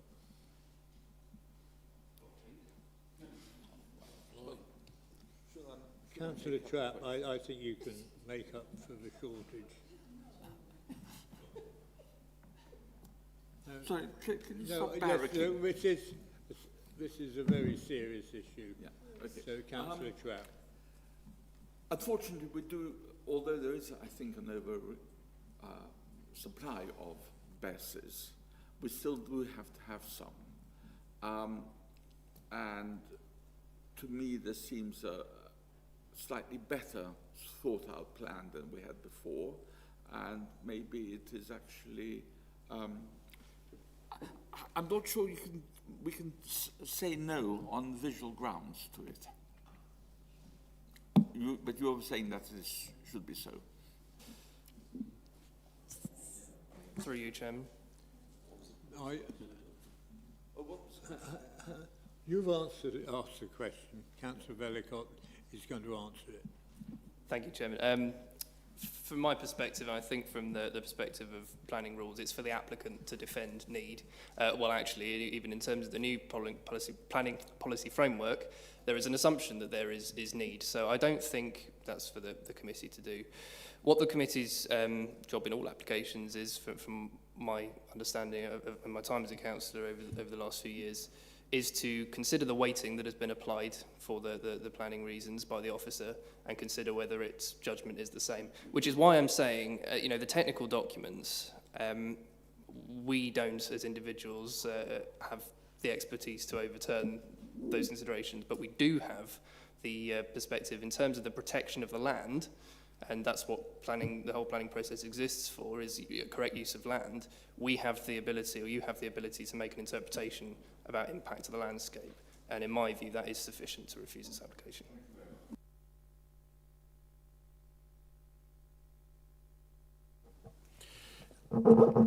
As I understand it, the county council owns this land, and is the county council doing us any favours by selling land to put something that we may not want on our doorsteps?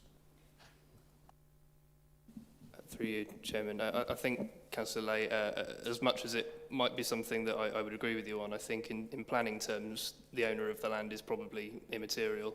I think in terms of what the decision that needs to be made today is the use of the land appropriate, given the terms that have been put down.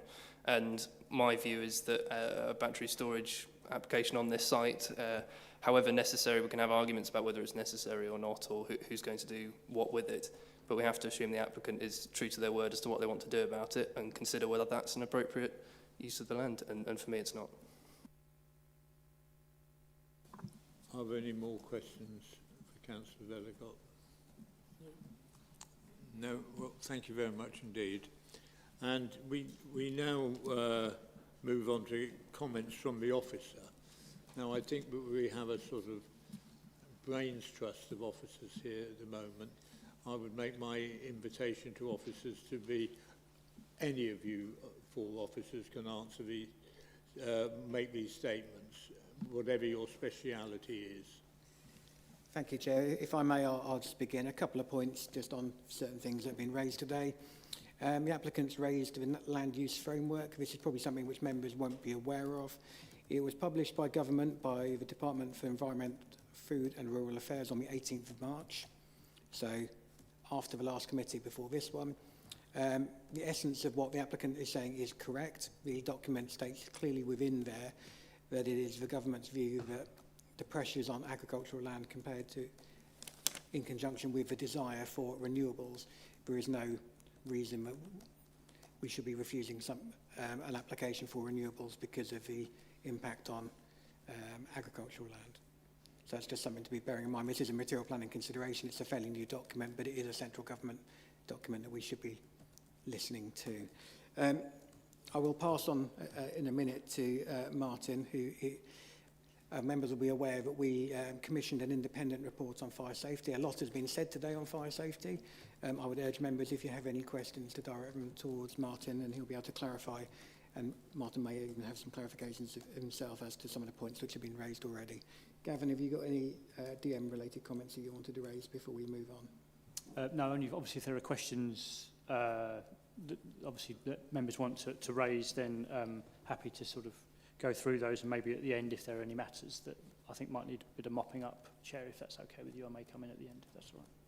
Well, really, this is the opportunity where I'm hoping that the officers have been listening to the questions and the speakers, and now you're in a position to sort of make any comments to clarify the situation if you can. And I'm opening that up not just to you, but to your colleagues with you. Yeah, so, I mean, obviously there were, as David's just said, a lot of discussion on matters of fire.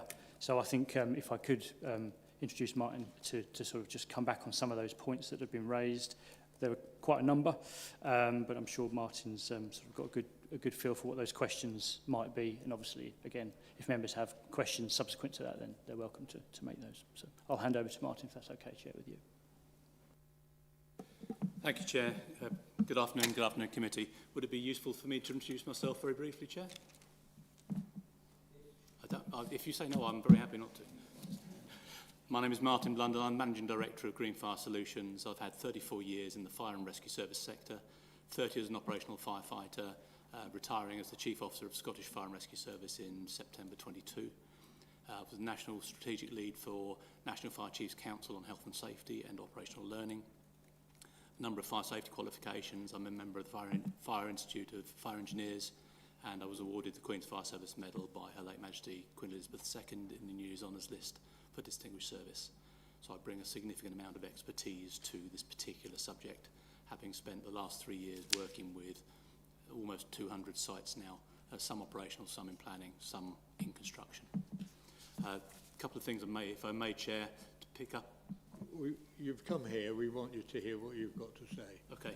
I'm very happy to answer questions because there's a couple of things I'll pick up on, and then it may be useful for members to re-ask some of the questions they asked that didn't They get have the opportunity, will have the opportunity to question you before we go on to debate. Okay. Thank you, Chair. In terms of the risk of fire from any BESS site, it's reduced significantly in the last decade. So BESS first started in the UK at about 2014, so we're now 12 years into BESS, having BESS in the UK. There have been 4 fires in that time. The Carnegie Road fire, which is well publicised, happened in September 2020. That was using a technology that is not in this current application. It's a very old technology. It was using a different battery chemistry, nickel, magnesium, cobalt, with a much lower thermal runaway temperature. Merseyside Fire and Rescue Service went expecting to attend a refrigerated lorry on fire. They didn't know about this site. They poured lots of water on it. The amount of water is not under contention at all. And as a result of that particular fire, the National Fire Chiefs Council produced their first guidance, which was published was dated November 2022. And that started, that's now in the PPG, and local planning authorities and the UK Fire and Rescue Service refer to that. What was interesting about the Carnegie Road fire, whilst it was old technology, it was effectively 3 ISO containers, so the metal containers that you see on the back of lorries, the 20-foot containers, retrofitted with ventilation, retrofitted with batteries, subject to recall. There was no pollution in the water, so in the local watercourse or in the soil as a result of that fire, which I still find slightly interesting, but it was an independent report that you can look at on an open source website. It's called the EPRI database. It's the worldwide open source website that tells you exactly what's happened across the world with BESS fires. And that's where we draw a lot of our information from, because there isn't one central government-orientated database, which is probably just as well, because at least we get what happened and we can dig into things and then do some research.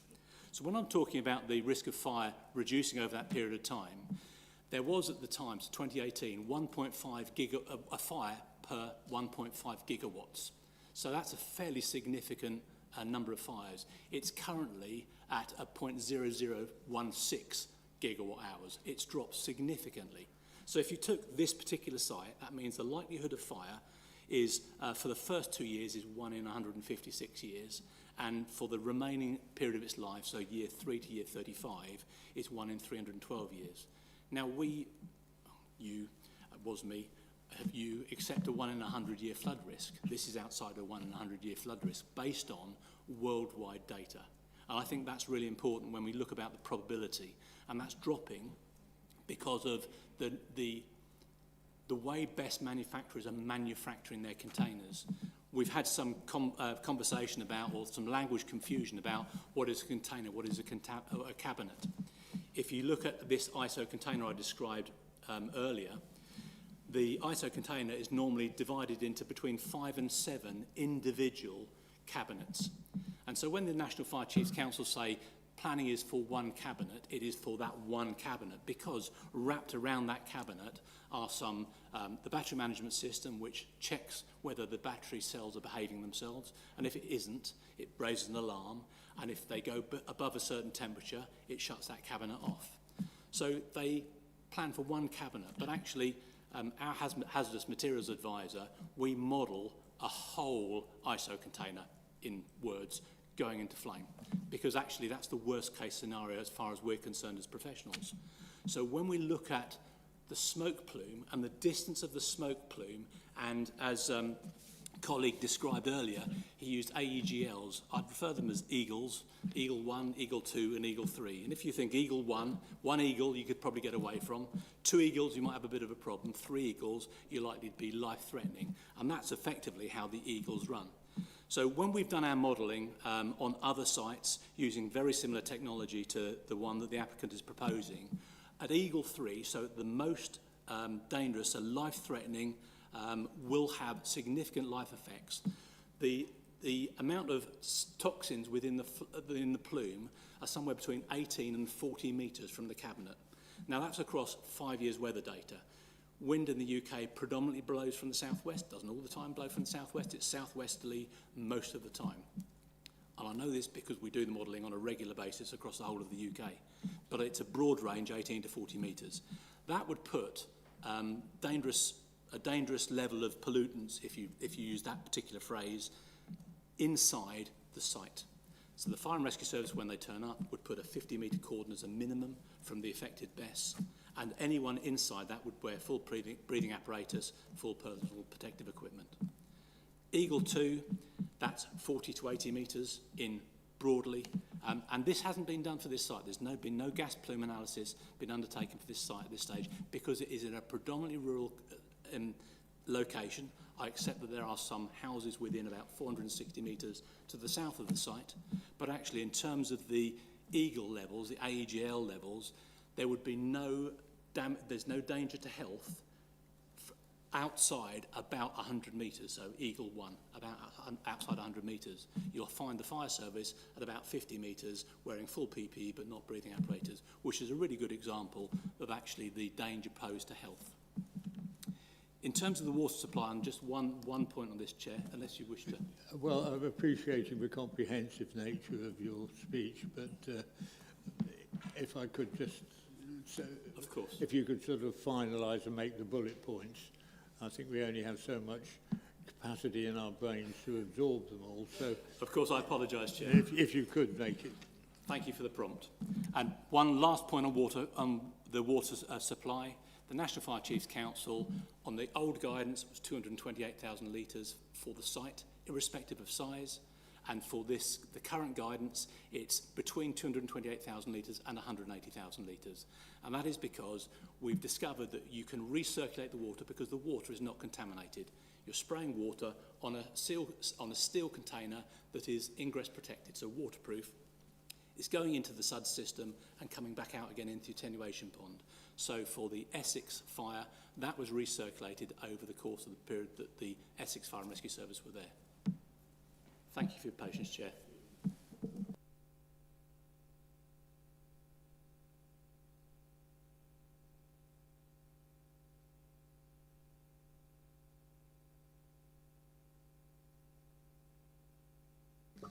Thank you. Gavin, I can start with you. I've got a couple of questions. In your presentation, I was a little bit confused, and it's quite a simple one, as to whether the pathways by the site were byways or bridleways. Okay, you said byways when a sign came up for bridleways. Obviously, well, so not obviously, I researched it. Bridleways don't allow vehicles. Byways do. So can you clarify that question for me for the start with? Yeah, so through you, Chair. So the plan actually that's on the screen right now, the aerial photo to the right there, shows a network of different rights of way. Some of those are public footpaths, some of those are byways. I believe they're over more to the east, possibly. I'm trying to think off the top of my head now. I've got a map and it shows which ones are which, but I can't get access to that. The one that we looked at today on site, so the green line that you can see there, my understanding that's a bridleway, so that's the legally accessed via pedestrian, cycle and equestrian. But there are a mixture of different legal routes that can be used. I think the purple line to the south-west, I believe is a footpath off the top of my head. So they all have different designations, these networks around the area. That's clarified it a little bit more. Thank you. Ask a second question through you, Chair. Now, I understand the role of a BESS in this example is to take excess power when it's available from the grid and then put it back into the grid when it's requested. Okay? I have real concerns about how this fits with ENV6. ENV6 says that there are exceptional circumstances for renewable energy. I'm not sure what I can see what part of that transaction is a renewable energy. It may be batteries, it may heat this, but I just don't think it's coming across as clear as a renewable energy. I think it's coming across as like a city trader saying, I want to buy 1 million widgets, can you hold them for me and I'll disperse them when the widgets are in demand. So I'm just curious as to how that fits with the ENV6, please. Okay, so through you, Chair, the MPPF's quite clear. It updated what it identified as being renewable energy some time ago, and identifies that energy infrastructure is now renewable energy as well, in terms of battery and BESS. So they are classed as renewable energy. Would you agree, Gavin, sorry, through you, Chair, would you agree, Gavin, that if I was to build a 400-yard square warehouse and fit it with electricity, battery supplies and et cetera, outdoor heaters, then effectively I'm building an energy plant. So therefore I could probably claim that that's a renewable build in line with renewables because I'm building energy. Well, technically speaking, if you're providing a battery storage energy scheme, then yes, that would fall under the remit of a renewable energy scheme. What highlighted this for me was my colleague Councillor Vellacott focusing on ENV1 and ENV2. And I personally, through the whole of this, I could see the arguments for and against both of those policies. But this one came out to me that says, actually, it's the very clarification of the transaction that's going on here, which is we're taking energy out, we're putting energy back in. It's the same energy, right? So we're not creating or doing anything with it. We're just selling it at a time that's most operative, most beneficial to the people that are storing it.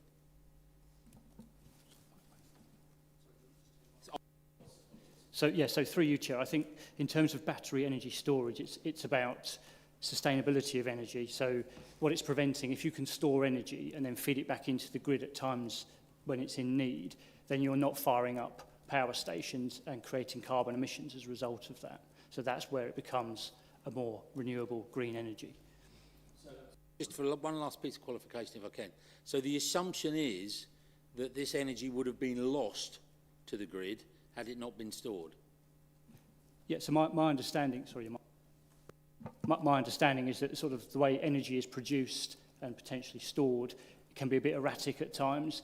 This essentially streamlines it a bit, makes it a bit more stable in terms of being able to feed into the network at peak times when it's required. So therefore, you're not then placing demand on fossil fuels to create your energy. I'd just like to ask you a couple of questions. As I understand it, central government has limited the possible reasons why a planning committee could refuse to sanction a proposal like this. But they're said that these sort of, the central government overrule considerations which are normal. However, am I right in thinking that sort of landscaping and wildlife and the character and the appearance of the area are items where we can have an opinion and could consider them with some considerable weight? If I may, Chair, I think it's useful, I know I've done this at recent committees, but I'll do it again, is drawing members' attention to the new NPPF policy W3, which talks about renewable and low-carbon energy development and electricity network infrastructure. So as Gavin rightly said before, the new NPPF has clarified that BESS is considered to be renewables. Recent appeal decisions over the last few years have confirmed that as well.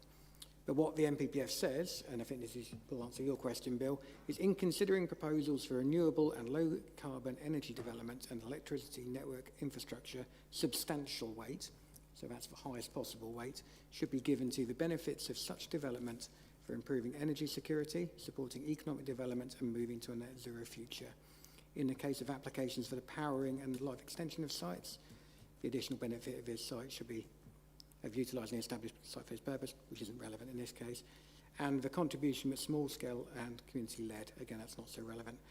Applicants should not be required to demonstrate the need for renewable or low carbon, so that's what Councillor Vellicott was referring to earlier. Where proposals for this form of development come forward outside of areas which have been identified as suitable for them, they should be acceptable when assessed against the national decision-making policies in this framework taken as a whole. So, my advice to members would be be aware that the statutory test for such renewable energy is significant weight should be given for the benefits. So you'd have to have quite strong reasons to go against that. Thank you. Thank you very much. We now have questions for officers. Councillor Trapp can lead it away if you wish. Thank you very much. I think this is more of a question to Martin Blunden. The chair of Ford Soham PC said something about 500,000 litres was necessary as a minimum for this kind of storage. And I noticed that there are going to be two 240,000 litre containers, which is just about right. Where will all this water go once it's been used to put out the fire? I mean, I have tried to look here and I couldn't find how much storage space there was there, but there was probably water there from rain in the container. But where's this water going to go? Thank you, Councillor. The answer to that question is there's enough water, there's enough containment to take in a 1 in 100 year flood, plus the capacity for climate change, which is generally about 40%, plus 228 cubic metres, which is 228,000 litres of water. Now, there is a tank on this particular site. There is a 240,000 litre tank located to the north of the site and one to the southwest. It is unlikely that the fire service would need to use both because of the ability to recirculate the water. Thank you. A question for Gavin, the officer, about which we say that the connection will be made down that lane to Church Road. How near to that, the T-junction, is the actual, whatever it is, not the connection going to be made? So it has to go along the road as well, doesn't it? Or is the substation right next to that junction? So I've not got that detail isn't provided with this scheme. I'm not sure how material that is or what the reason for asking. If you perhaps try and elaborate in terms of obviously identifying if there's some harm from it, I guess. Is that what you're trying to inquire? Yes, I mean, it means the road's got to be up, it's got to be, connections got to be made underground to that. And we're not sure where the substation is compared to where it comes out of that lane. So through you, Chair, the substation is actually on the site. There's a substation there, so obviously that will then connect into existing networks. There's no proposal the substation is on the site, is it? Okay, thank you very much. Councillor Sharp. Thank you, Chair. Got two, possibly three questions.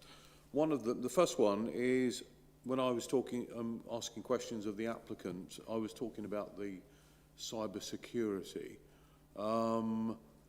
My question is, if we were to approve this, is there, I understand, sorry, the reason for the question, I understand the applicant not going to give us details, I wouldn't expect him to. I wasn't sort of, it seemed a loose sort of answer, but is it something we can put down as conditions, a condition on an application that suitable cyber security is on that site? Because I think it is certainly a risk, as I think the Soham Town Council representative mentioned. The second one is, and this is more for Christopher, and I raised this question before when we were looking at Burwell last time, around noise. And I know I'm not technical on this, but obviously if you go from zero noise, which we've got at the moment, apart from the skylarks and the birds, to something, what sort of level of noise are we going to get, or are residents going to get from that, those containers? And I'll come back with one probably after that, Chair. Thank you. So through you, Chair, if I can just coordinate that, perhaps if I could refer to Martin to come back on the cyber security element in terms of the planning conditions that are proposed and how they may interact with that aspect. Thank you.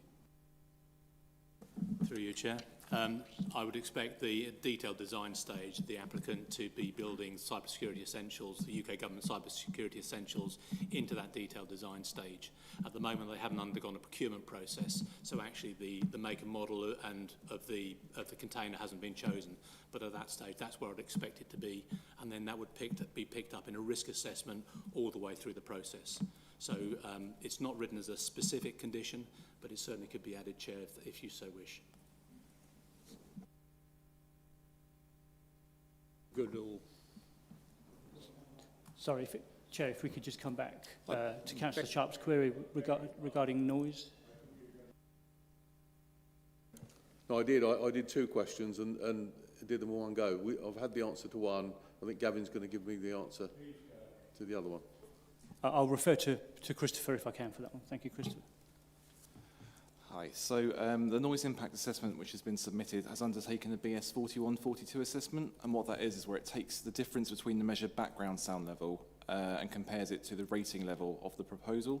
So the results of that are at one of the sensitive receptors there's a plus 3 decibel over the background noise during the day, and at that same location there's a plus 4 dB at night.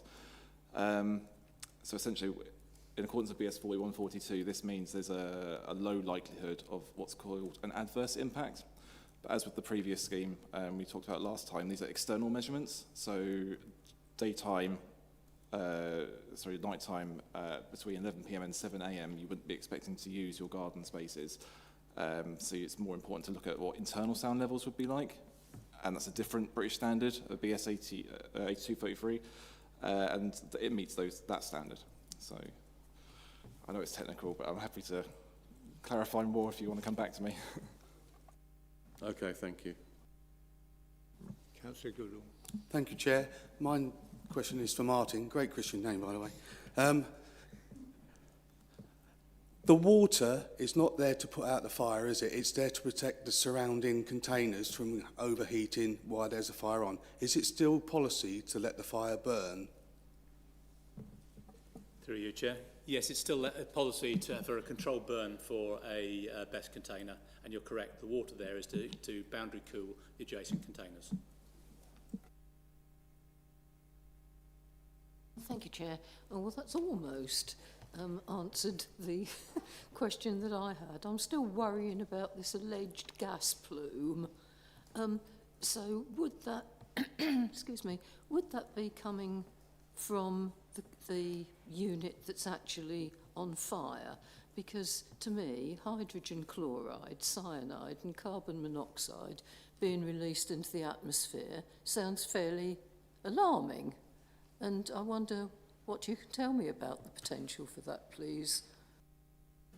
Through you, Chair. That broad spectrum of chemicals is released in almost every single fire. So car fires, house fires, workshop fires. You get that broad spectrum.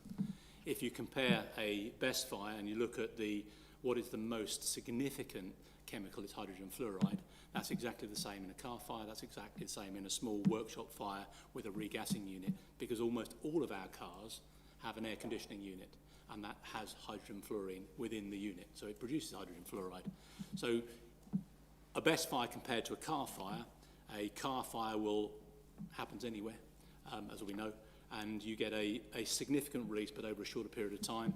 With the best container, you get a slightly lower release, but over a longer period of time. But once it's burnt, And in terms of the release from site, looking at the size of the site, there's 100 and I've got the figure here, 136 containers, and for the plume to be off the site would mean one of the containers around the periphery. That's a 0.007% chance of a fire occurring in a container where it goes off of site. So in terms of the eagles I talked about earlier on, and your concern about the smoke plume, that would be contained within about 100 metres of the affected best container, downwind clearly of the best container. Does that answer your question, Councillor? Yes, that helps considerably. So the firefighters wearing their protective gear would be the persons most likely to be affected, but outside of the area in which they would be wearing their protected gear, you would anticipate that there'd be little or no pollution of the air?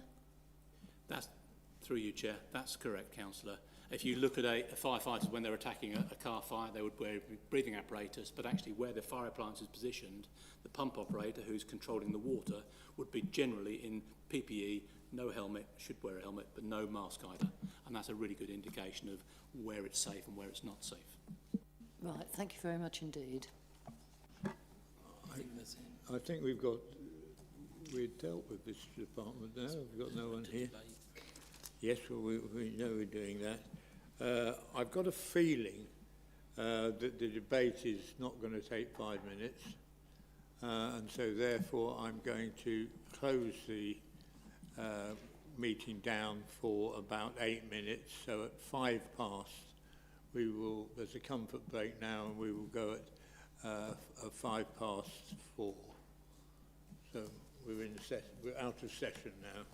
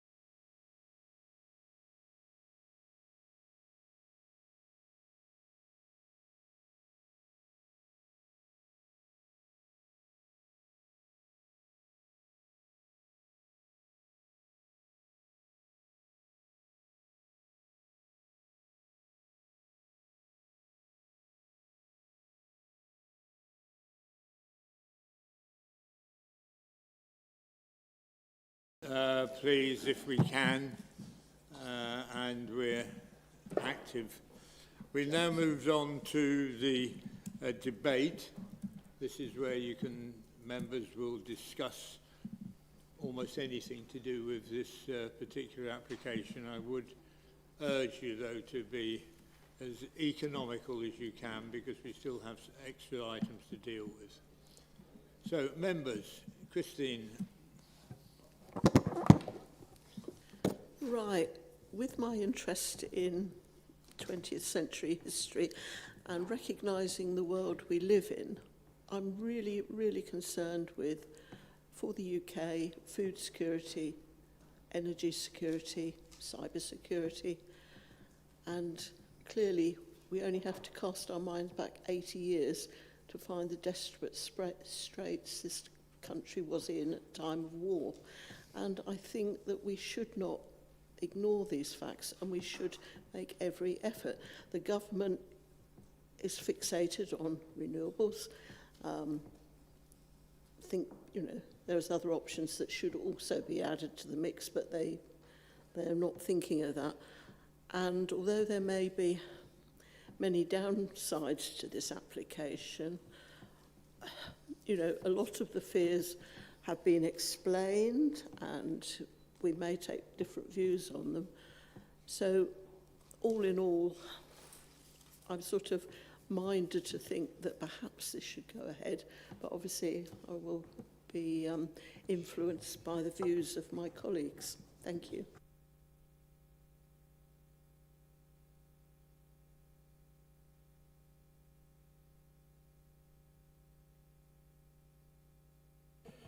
Thank you, Chair. Chair, I can't support this application because I have a worry about the way in which the UK hasn't really come to terms with these battery storage units. And let me explain to you just one thing. The maritime transportation of batteries and battery systems find it so difficult to transport batteries that on the scale 1 to 9, with 1 being something that's being transported that is not inflammable, the battery storage systems sit at number 9. Now, the big container ships can carry 24,000 containers into Felixstowe.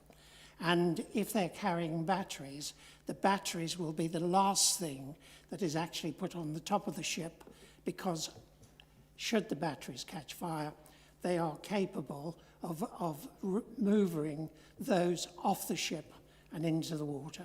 I consider these to be a hazard, and under those circumstances, I'm afraid I cannot support this.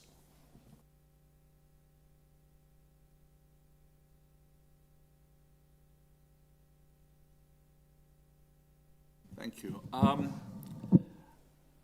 I think this application is much better supported by documentary evidence. I realise I think there is a necessity. There's a constant battle now that I think we will have between energy storage or energy provision and food provision. And in some ways, I think that this is perhaps the best solution for having some energy resilience. It's necessary. We can see this now that we're too dependent on oil, perhaps so far, but this is going to happen. I think the location is not too bad. It's well away from anywhere else. I'm concerned slightly with there's comments there about the use of the bridleway by questions during the construction phase. And I think there's slight problems, I'm not sure about that, about fire services getting there.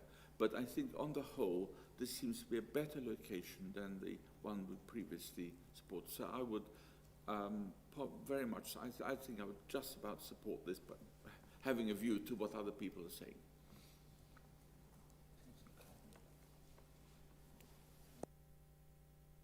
Thank you, Chair. I'm not terribly happy about this proposal. I'll be interested to know what the rest of my colleagues say. One thing I would like to have clarified, please. If the application as it stands were to be accepted, would the applicant be restricted to just the one level of containers containing the batteries on the site? Would they need to make another application? Councillor, we're on the debate section. We've just closed down the questions to officers. Was it? Councillor Ross raised that question. So we've had clarification of that. So they would have to make a new... Sorry, I do apologise. Thank you. Okay. Councillor Goodall. Thank you, Chair. I'm quite torn on this one, to tell the truth. I do feel that we do need more green and energy, and battery storage is one way of moving green energy forward. But on this site, this is coming from the grid, which could have come from a diesel generated or coal generated, gas generated electricity to be stored, going. Its carbon footprint is still large. It's not reduced to carbon footprint. Because these units were designed to come in to support solar and wind energy, because there was no way of storing that energy. So that, to me, the companies weren't making enough money on that because it doesn't generate enough.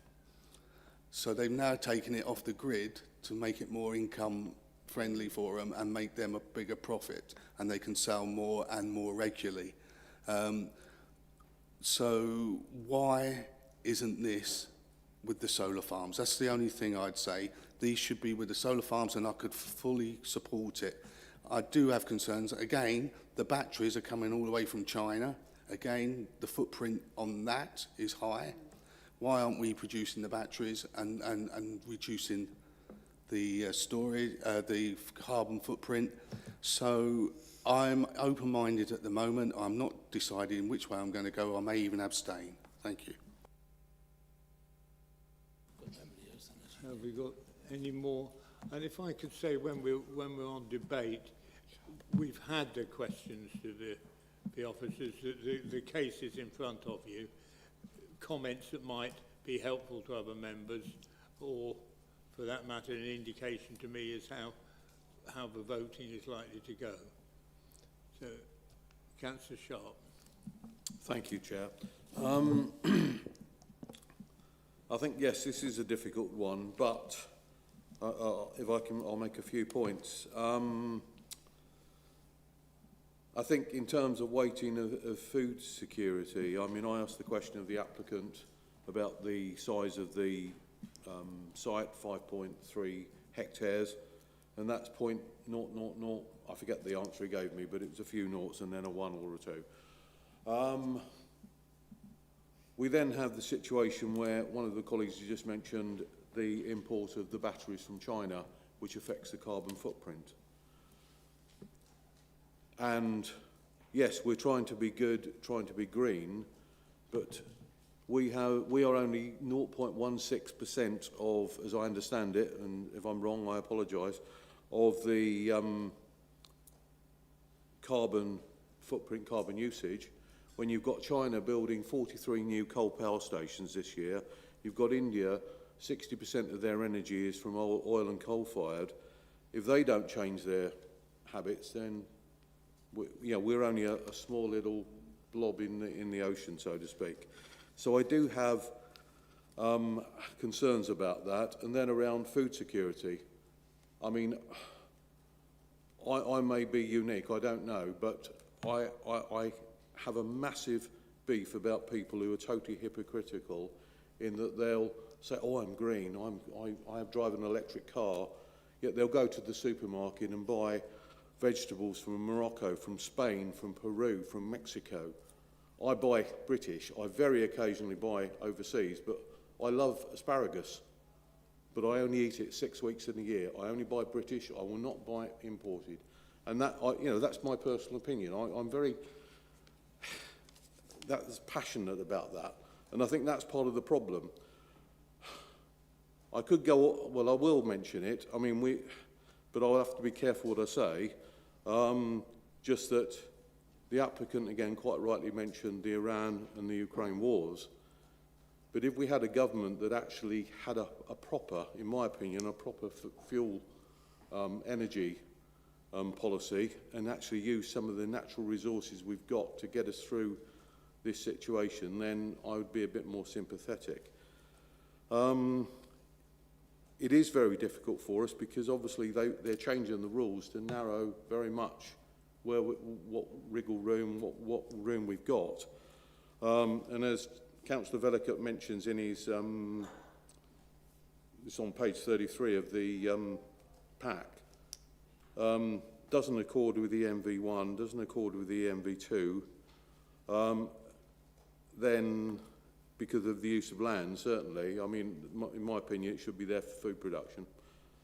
And the other beef of mine, which I know we're never going to overcome, and I raise it every time we have an electrical, is this absolutely ridiculous 35-year temporary use, or it used to be 40 years. They've changed it down to 35. I mean, really, are they going to, if we approve this, or even if we take the solar panels, which are next door, which are presumably on a 40-year temporary lease, are they going to, in 40 years' time, rip all of those up, put it back to growing wheat or barley, because we're still going to need the energy. But anyway, I'm veering towards opposing it, but you know, as others have said, it is a difficult one because we're being very, very corralled in, for want of a better word, by government diktat. Thank you. Councillor Goldstein. Thank you, Chair. I've sat in planning for a good few years now, on and off, and this is, for many different reasons, a very, very difficult decision to make. Very difficult. I really would like to commend Martin for coming along today and the information you put into us. I thought that was absolutely insightful. Really, really came with gravitas and from a position of, I'm glad you introduced yourself. I think that really helped. Martin would have been a very different report as opposed to Martin with your background, which made a lot of difference. Gavin, Chris, supported by David, I think in a difficult case, I think you've done an excellent job, a really excellent job in bringing this to us today and giving us the facts that are available, so you should take plaudits from that. I don't like best sites. I don't like a lot of the green agenda that's coming along. I'm not a climate catastrophe denier. I'm not in that camp, but I do think, as my colleague Councillor Goodall suggested, I do think when you're shipping equipment halfway around the world on tankers from China that's been produced by oil and gas fired sites and then claiming we're doing this for green credentials, the hypocrisy goes beyond. Having said all of that, I'm going to conclude and lead with this, that regretfully, having been in my own village of Isleham, circumvented by Seneca and then outplayed by the government, I'm actually going to have to say that I'm going to follow the lead of our officers on this and narrowly accept it, because I think they've done a first-class job, and backed up with what Martin says on the main cause of objections around fire objections. I think Martin is, in my mind, everybody's make their own mind up, Martin took that away from me and made me feel that actually it was safe. And going down there today, I know the gentleman that lived in that house at the top of the road for many, many years. I know the road, I know the area. This felt like figure before you, you may be surprised to know this is our old cross-country route. We used to run round there from Sarn Village College. So I do know the area. I think we can mitigate ENV1 and ENV2. It's not going to be easy, but I think that can be done. So reluctantly, I think the officers have done such a good job supported with Martin today that this one just gets over the line for me. Thank you. Members, this is quite critical, and I'd welcome your comments. Any more contribution to the debate? Well, I'm just interested that we get the opinion of everybody, and I think it's a difficult situation because people are split. Lavinia. Like we say, it's very, very difficult, this one. I don't think I can support it at the moment unless anybody can say anything differently. Regarding the concerns with the carbon footprint, I'm very concerned of what happens in the 35 years' time with the disposal of all this equipment and the loss of the valuable agricultural ground. Any others?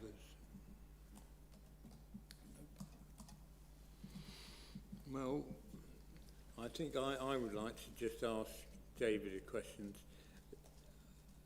It seems we're on a balance, and I was wondering, with conditions, are there any way that we could get this so it was acceptable with conditions?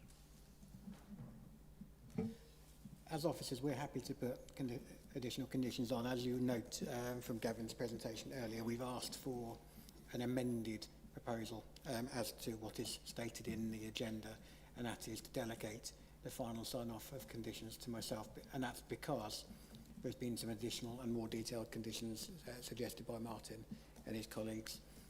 If members have any other, i.e. around cyber security, like has been debated, if members are minded to approve the application, then clearly I'm happy to listen and to put conditions on as appropriate, as long as we can argue that they meet the test. Thank you, Bill. Well, my feeling is, and tell me if I'm wrong, but my feeling is that we have, realistically, from what I'm hearing, from what you're saying, is two options, and one is the acceptance of the officer recommendation, which is one, and the other one is to accept it with conditions and safeguards, which could make it, might do in my case, it might make it more acceptable if it had some safeguards. Are you able to tell us what your suggestions for safeguards or conditions would be? If I pass over to Gavin, because he's got the additional conditions that have been suggested within the report. Thank you. Yeah, so through you, Chair. So the additional conditions, as per the update report, so at the moment the report sets out at condition 11 the sort of fire strategy condition, so to speak, which is one holistic condition. Through Green Fire, they've set out 4 separate planning conditions. One that requires detailed battery safety management plan, one which requires an emergency response plan, tactical fire response plan. I know there was some concerns raised about the ability for the fire service to access the site. Another condition regarding physical access arrangements to ensure that, that there is a detailed scheme that the fire service are aware of in terms of how they can access that site to ensure that it's accessible. And then also condition 4 being a sensitive receptor plan, which would include that smoke plume analysis. So those 4 conditions are considered acceptable in terms of this particular scheme. And it's recommended that they actually replace condition 11, which is currently set out in your agenda pack. What I would say is in terms of cyber security, in terms of condition 1 there, the detailed battery safety management plan, there could be provision in there for, at the moment there's several criteria up to criteria I. There could be an additional criteria which requires details on cyber security measures and the long-term management of that. So that could be added into that potential wording. So the actual schedule of conditions, if anyone wants to refer back to them, they were actually appended to the Green Fire report that's published, that went out to members this week. They're at the last couple of pages of that report. So my recommendation is if members are keen to secure cyber security as a specific detail of that condition, would be appended to condition 1 under J, of criteria J of that condition. Martin. Thank you, Chair. Just a quick one on that, Gavin. Could you include in that, when there is a time when the isolation switch remotely has to be turned off because there is a fire or something's gone on, that you have the process of which that can be switched back on again for safety reasons for the person at the other end who's dealing with the incident? Yeah, I very much think, through you, Chair, I think that's very much a matter to be for the fire service when they're assessing the suitability of these schemes to actually confirm. I think we're getting bogged down into the detail and control over and above what's really in our remit today. Yeah, it's nothing personal. It's just that I used to work on the railway, and we used to have a system where you weren't allowed to touch a piece of equipment if there was a reminder appliance on it. You know, so that someone could come along and say, oh, look, you ain't put that signal back. You know, and then all of a sudden the train ploughs through a load of guys on the track. And the same reason here, the firemen go in to deal with the fire, and someone who's not been there when it happened and taken over on the shift and goes, oh, look, why is this switched off? It shouldn't be switched off.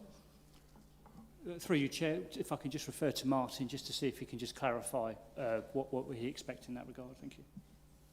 Through you, Chair, I agree with you about the trains. I understand that completely, and that's part of the emergency response plan, and actually how that gets handed over to the fire service, and then how they hand that back to the operator. So those would be captured within the ERP, emergency response plan. Thank you, Chair. Well, it's the Councillor Trout. Yeah, I did notice a number of. Sorry.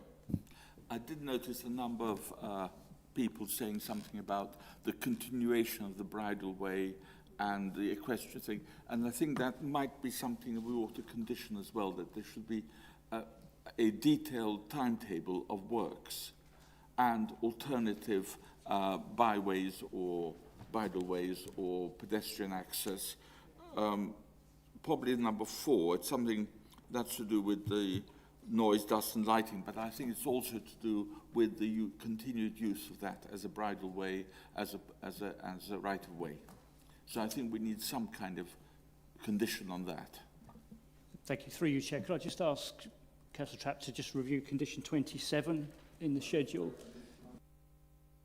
Just to add, as per the update, the Cambridgeshire County Council, as the definitive mapping team, which obviously was concerned about construction access and interference with rights of way, have confirmed they're satisfied with that condition, that will manage that element and your concern there. So I don't consider it requires anything further, in my opinion. Thank you. So we're looking at having some various options, and am I happy in saying, Gavin, that you have got a list of the conditions that, if we were minded to approve it, would be applied? And you've just quoted another one. Are we clear what we would be voting for if someone got it written down exactly what we would be voting for? Thank you, Chair. So through you, I think my understanding is that the conditions that are set out in the agenda pack, with the exception to condition 11, which are proposed to be superseded by the conditions set out in the Green Fire recommended conditions, of which there are 4 of, with the addition of the cyber security measures into that battery strategy. Other than that, there's not been any requirement to amend any other conditions, is my understanding. Okay, so is any member of the committee unhappy the way the conversation's going? Because we're looking at, as officer recommendation with caveats or total rejection, and then we'd have to find reasons for that rejection. So I intend to go to a vote and go through those stages and for you to vote, unless anyone's got any objection. So, Councillor. Sorry, just trying to clarify, Chair. Are you saying any objections to the conditions that have been discussed, or? No, not objections to committee. If you were minded to reject the application in its totality, then you need to have planning reasons why you were rejecting it. And you mentioned approval with the added-ons as the middle one. So if you take them starting at 1, if we want to approve with the adaptations, do we not vote at all for the first option of approval, or do we vote? I feel we should vote on the officer recommended one. Yeah. But that's going to be the first option. If the committee is minded to reject it, that will be the first question. The second question will be the one with the caveats. Thank you. So we're now going to that vote. And yes, and I was about to do that as well. With the permission of the officers. Bill, hang on one second before you go too fast. If members vote against the officer's recommendation, that would be a refusal. So you need to decide what you're voting on. Of course. What you can't do is you can't go from option 1 to option 2 to option 3. So if members are minded to refuse it, yes. And they don't go for option 1, that is then refused. You can't then go to option 2 because they're going against the officer's recommendation. You would then need to delegate to myself or to somebody to come up with reasons for refusal. So just be mindful of this. I think this is an important issue, and I think we need to just be with the planning manager, work out a proposal that we can go to, so we all agree, and it's written down what the options are. So I'm going to suspend the meeting again for about another 10 minutes.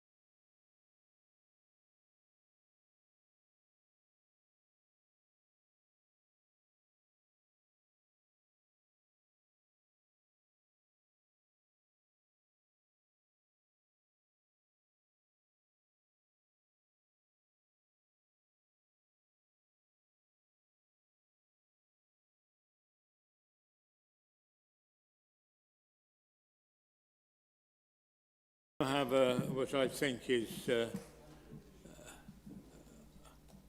solution in that I would propose, and it will be seconded by my Vice Chairman, and the first vote, or maybe the last vote that we have, will be to accept the officer's recommendations, but with the conditions that Gavin has, and with refinements to the head of planning.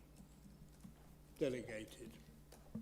Yes, thank you, Bill, that's correct. And if this does not go, as in, if it is voted against, that will be a refusal of planning permission, and then we will need to cross that bridge if and when we come to it. The members will then need, after that point, to agree reasons for refusal. Okay. So I'm going to ask, will that... Can I just ask a question, please? The applicants did at one stage kindly say that they would be agreeable to putting in more planting if we were so inclined, if, as I felt, the residents might make it more acceptable were the units better screened. Are we including this in the conditions? The conditions are what page? Through you, Chair, condition 7 requires a soft landscaping scheme and builds on the principles of the landscaping strategy plan, but that could enable for provision of further planting around that boundary perimeter. Okay. Well, I just need to caveat that with, in terms of fire risk, yeah. we do need to be cautious as in how close some of that planting sits to those batteries. So any landscaping scheme we would need to make sure is coordinated with the fire and rescue service and that detailed fire strategy. Okay, thank you. Thank you. Okay, are we will those in favour please raise their hands? 1, 2, 3, 4, 5, 6, 7. I'm sorry, Councillor Whelan, you voting?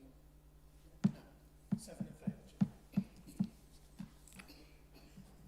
7. Will those who are opposed to or rejecting the officer recommendation please raise their hands? 1, 2, 3, 4, Chair. That's everyone voting. And will those who are abstaining please raise their hands? So the motion is carried as per Gavin's list. Okay. That item is now closed, so those of you who wish to leave, more than welcome to, but you're also more than welcome to stay.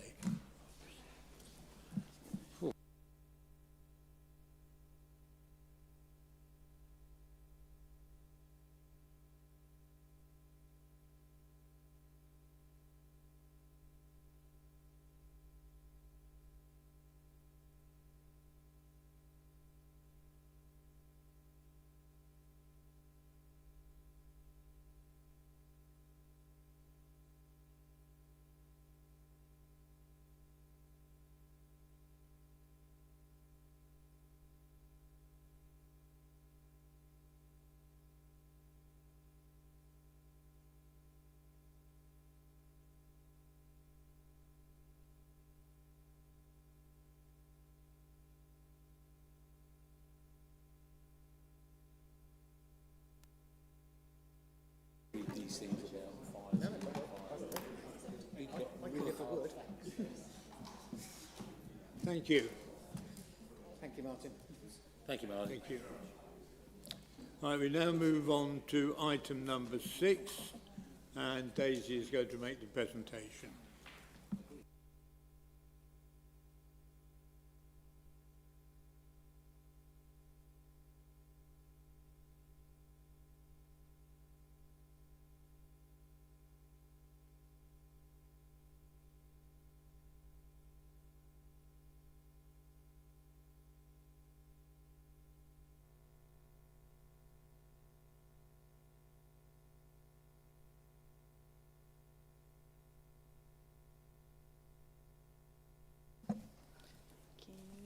Thank you. Good afternoon, members. Good afternoon, Chair. So, agenda item number 6 is retrospective application for the change of use from a parcel of agricultural land to a builder's yard. This is at 3110 Mile Bank in Littleport.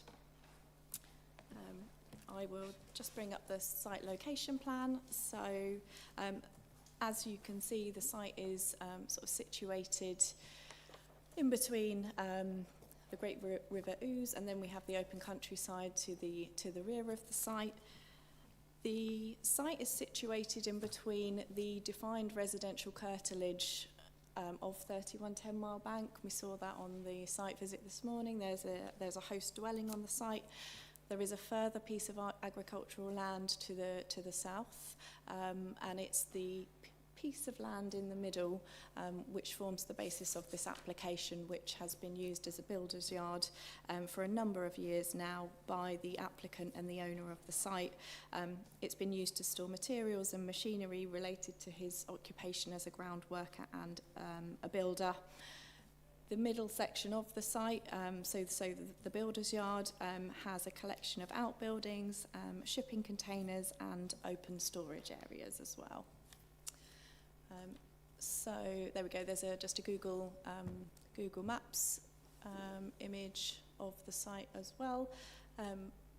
In terms of the relation to the existing sort of settlement of Littleport, so the application site is situated about 1.5 miles outside of Littleport, the settlement of Littleport, therefore outside of the development envelope, which is one of the reasons why my recommendation is for refusal, being contrary to policy growth 2.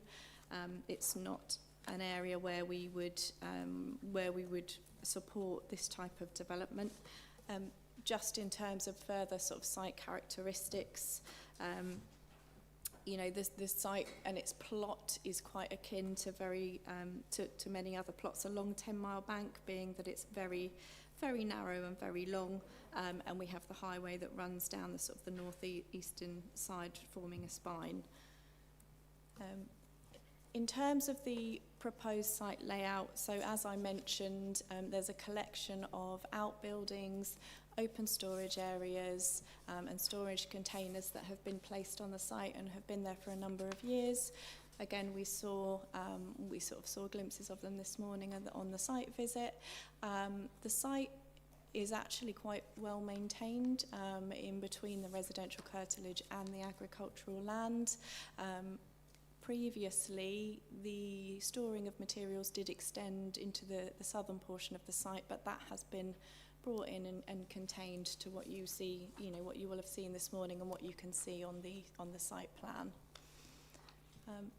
So a couple of site photos just to run through. So this is if you are standing sort of in front of the existing residential dwelling on the site and you are looking south. So you can see sort of glimpses of some of the outbuildings, the open countryside to the right, and then we have the highway and the the banks of the Great River Ouse, which would be to your left. This is if we were standing on the highway, so looking south down 10 Mile Bank. Again, you will see the banks of the Great River Ouse. This photo was taken not this morning when we had the sheep on the banks, I'm afraid. They weren't there when I did my site visit, but you can kind of see the gradient of the site in relation to the river and the highway here. Obviously the site on the road.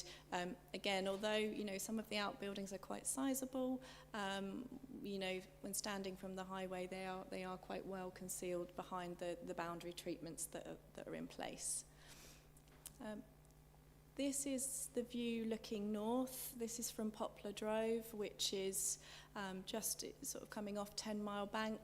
So I mentioned that, you know, 31 10 Mile Bank is a very narrow plot that just kind of cuts along, you know, the edge of the highway, in between the highway and the open countryside.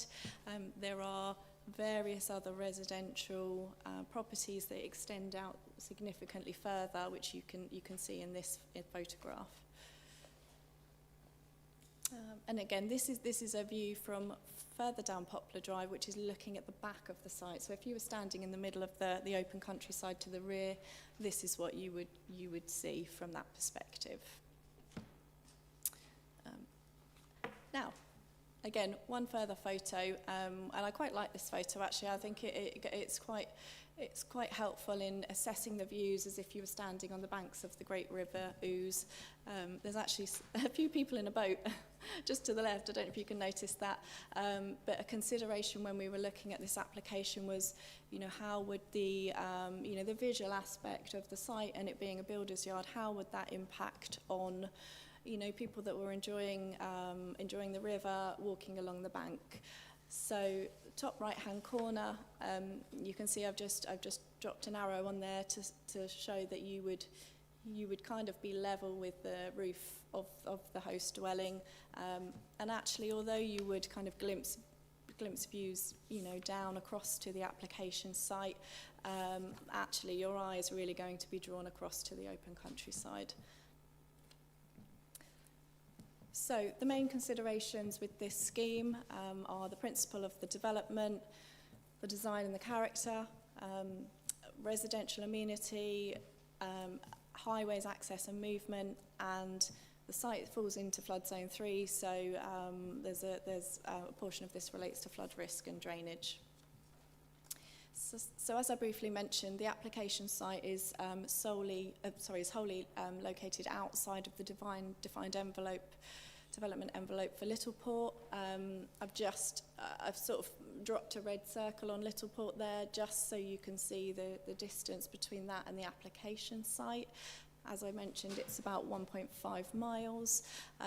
Although policy growth 2 does allow for some exceptions to various types of development popping up outside of the development envelope and in the open countryside, the use of this site as a builder's yard does not fall under one of those exceptions listed in the policy. So moving on to the residential amenity and, you know, the assessment of that with regards to this proposal.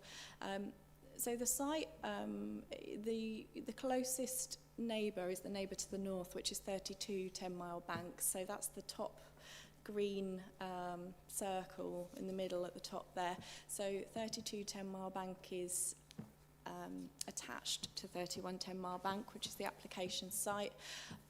But as you might remember me saying, 31 10-mile bank is in 3 sections, and the the parcel of land that's now the builder's yard is kind of in the middle of the agricultural portion to the south, and then the host dwelling, the residential curtilage, to the north. So the builder's yard is quite segmented away from the closest neighbour. The other closest neighbours, as you'll see, the other 2 green circles, are quite a distance away from the site. Although, you know, the erection of those outbuildings and various storage containers are quite undomestic in their look and their scale, they're not considered to cause harm through being overbearing or overshadowing. You know, there's no sort of risk of overlooking either to any of the neighbours, and that's purely because of the separation distances between them. Again, because this application is a retrospective application, because it's been operating sort of as a builder's yard for the last sort of 8 years, environmental health were able to sort of confirm whether anything had been reported on this site with regards to complaints. They hadn't had any complaints put forward to them with regards to the site and the builder's yard since within the last 8 years. But what they did suggest was, if this application were to be approved, they suggested adding a condition to say that if there were to be any external lighting on the site, to light the site up, that would need to be sort of submitted and approved by the local authority in advance, and that would just help protect the sort of the nearest neighbours to the site. So in terms of visual amenity, as I mentioned, there are likely to be some public views slightly affected if you're sort of using the river or you're walking along the banks. The applicant has taken steps to really reduce the immediate harm by confining the builder's yard to that middle section now. And when you're standing on the highway, the 6-foot fencing provides quite a lot of screening as well. So whilst we recognise that there is likely to be an impact, it's not considered to be an unacceptable level of harm because the site is now quite well contained. So the second reason that we're recommending refusal was to do with matters of flood risk and drainage. So the site is situated within flood zone 3 with an area with high probability of flooding. So the nature of this type of development on open land, you know, increasing the hard standing and the built form, increases the need for some, you know, sustainable drainage. A lack of information was submitted with the application to address how that matter would be dealt with. A flood risk assessment was submitted. As I said, it didn't address fully how sustainable drainage, how surface water would be dealt with, nor did it provide sufficient information on managing residual risk when it comes to matters of flooding. So in terms of the planning balance, we recognise that the proposal causes a degree of conflict with policies ENV1 and ENV2. So these are the policies relating to design, visual amenity, residential amenity. However, we've assessed the harm as being at an acceptable level, although this matter does carry a limited amount of weight. We do acknowledge that the development falls within the wider Littleport area, and that policy growth 2 does provide a hierarchy for the location of the development. So that hierarchy seeks to focus the majority of the development within the market towns within the district, one of which is Littleport.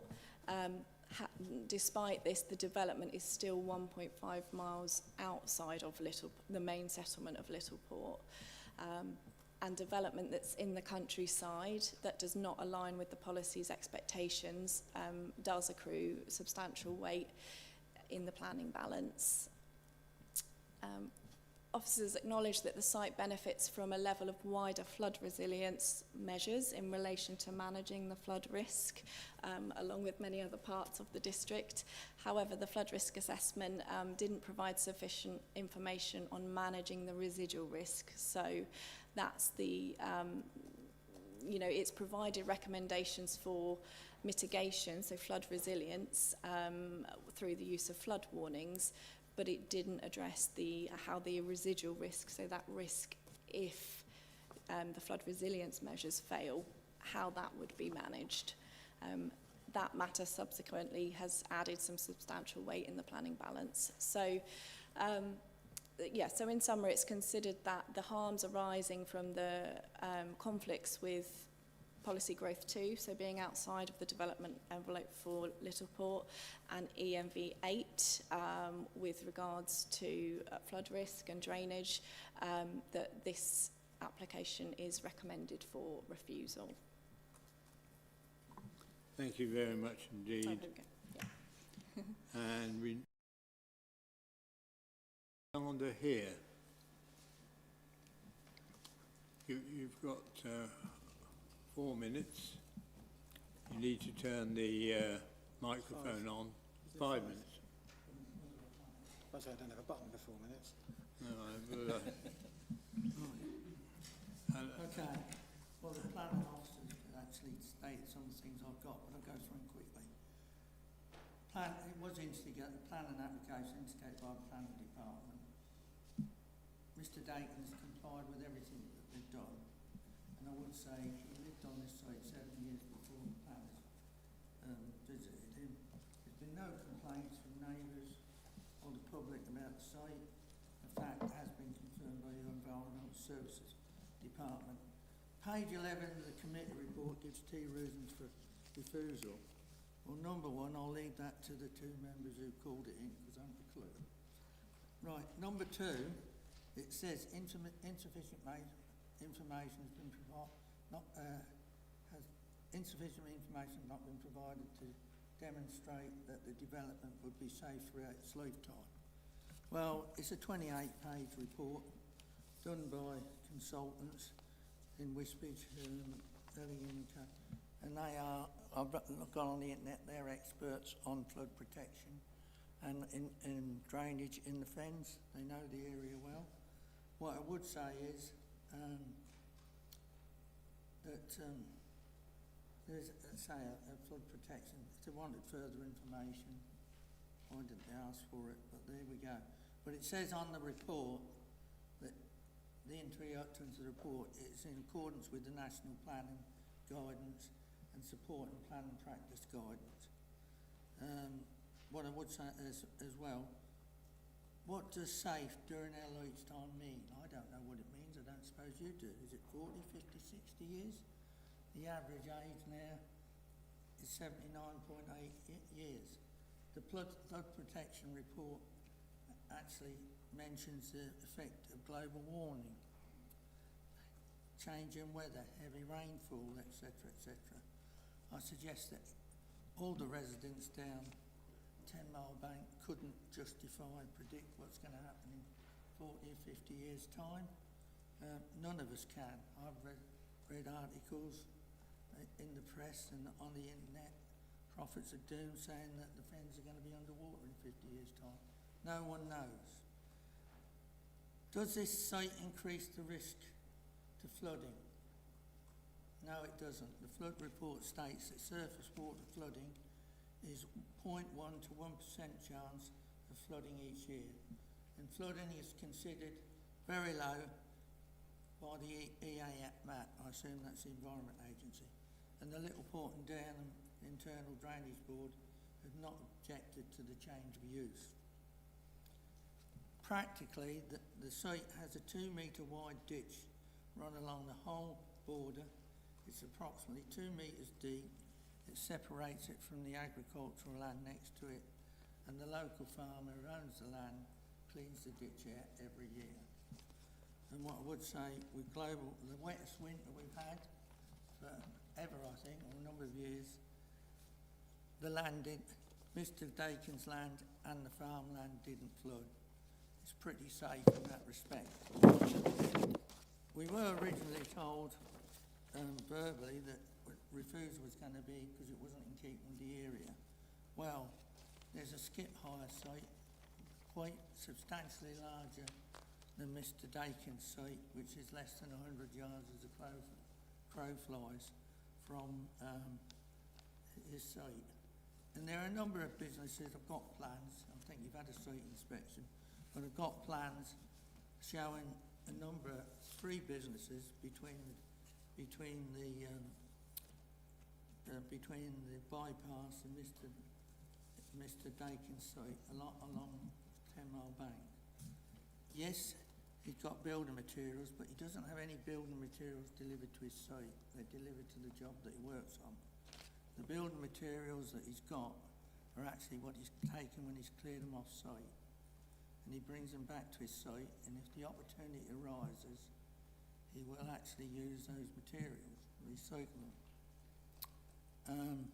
Whereas the skip lorries regularly go down that piece of road. I don't know how often, but they go down that road. What I would say, also, you've been to the site, it's got a very wide security gate. He goes into the site forward, and he comes out the site forward. And there's been no planning objections from the Highways Authority. So all the consultees have got no objections. I thank the 2 members for calling this in. I assume they're Littleport members, I don't know. I would say I was a local government officer for 27 years, director of a neighbouring district council for 6 years, and I always believed that members had a better knowledge of their patch than officers. Thank you very much for your time. I was just going to ask you to say that you've finished, and you finished on the button. Will you stay where you are, because members may want to ask you some questions? Members? Good all. Thank you. Yeah, I am a Littleport councillor, and I called it in on advice from the officers as well. So, thank you. Right. The question I got for you is, I've seen the site, and you've just confirmed that no low-grade building materials are stored there unless they're recovered from other sites. Do any of the other building companies come there to do any work? No, he doesn't have any directly built, directly delivered. He has them to deliver to the site that he's actually working on. Okay, and what sort of hours does he start loading up his vehicles to come out? And obviously it's a quiet area there. It's normal builder's hours. I mean, he's actually not working at the moment. But he doesn't disturb anyone. Yeah, he actually comes out probably 7ish in the morning. I don't know the exact time, but builder's hours, and he's back in the afternoon. The gates are shut, the security gates. It's secure. You've seen the site. It's well screened. It's not really an eyesore, and when you drive by it, you can't hardly notice it.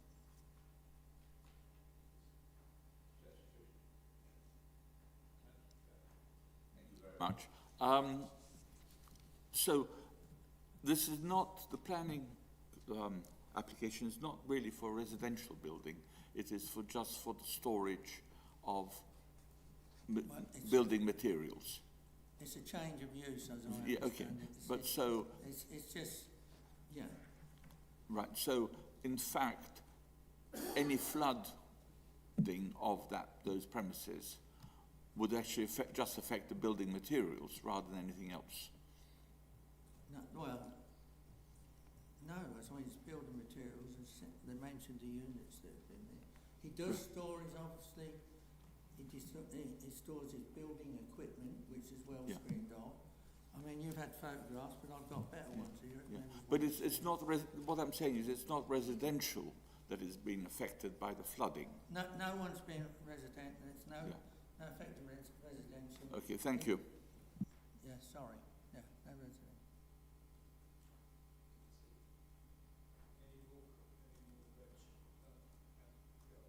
Thank you, Chair. Just really one question about the Drainage Board mentioned in their reports about soakaways. Now, when we came there this morning, you've got the ditch the other side of the site from the road, which presumably picks up a lot of the water and takes that away.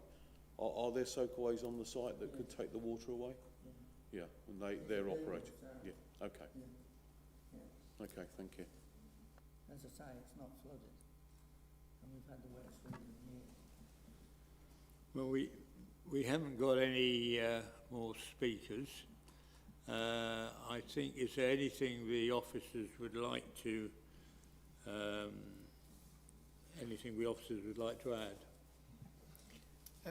If you don't mind, I'll start. Only a couple of points, just as points of clarification to members. So the reason that flood risk was flooding was put there as a reason for refusal was just down to insufficient information. So if members are minded to approve the application, then we would be able to condition that. I'm satisfied that a condition would be appropriate and achievable. As members are aware, as the officers eloquently said, this is a sort of a matter of planning policy in that our policies say that you do have a little bit of wriggle room if you look at EMP3, though it doesn't strictly accord with EMP3. Thank you. Any more questions to Councillor Ambrose-Smith? Thank you. In one of the sections, it mentions the necessity to not have any exterior lighting on the site. I was planning to get to debate at the end of the... This was a question. I know it's questions to the officers. I thought you were moved on to debate. No, I wasn't doing carry my on usual with your ramble. questions to officers. Yeah, it's referred to as no exterior lighting on the site to maintain a calm environment. However, I would suggest that perhaps movement sensor light be approved, simply because it's often dark quite early in the evenings, afternoons, and if anybody is walking from the house into the yard, perhaps to get something or to check something, a builder's yard is full of hidden trip hazards, so I wouldn't have thought that sensor light would be out of, would be unacceptable. Would you be able to include that? We couldn't include that because it's not part of the application in front of us.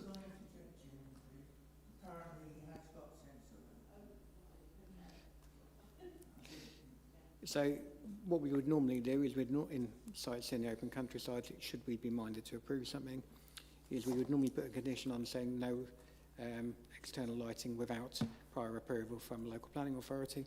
That is obviously because in such sensitive locations we just need to make sure that whatever lighting goes in is of the appropriate size, wattage and luminaires and all of that sort of thing. In this case, anything that's already on the site, if and when you grant planning permission, you'll be granting planning permission for. But I do think it is wise to have a condition to say no additional lighting. Not to say that we wouldn't be able to approve something, but just to give us that control, should we need it. Thank you. I wasn't convinced that was a question, but I know. We can just... Any more comments? We're missing most of the sections of this application. So, Councillor Lay. A question to the officers. If this had been in operation 10 years, would we have been able to refuse it? It wouldn't be a case of being able to refuse it. If it had been in place for over 10 years, it would be immune. So it would be lawful by definition of time.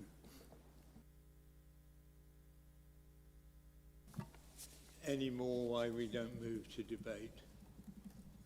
No?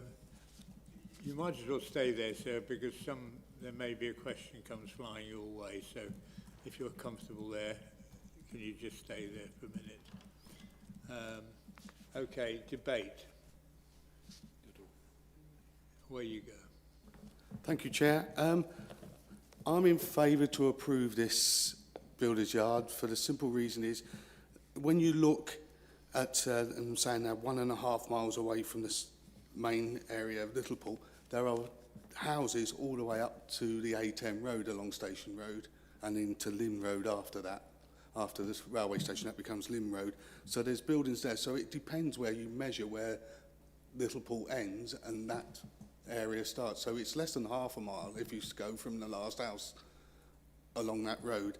Also, it's been there 8 years. It's the machinery in there is not very much different to agricultural machinery. It's plant and the odd piece of scaffolding and stuff like that, which, you know, so it doesn't, although it's not called agricultural equipment, it's no different in my opinion, and I'd like to propose that we approve this.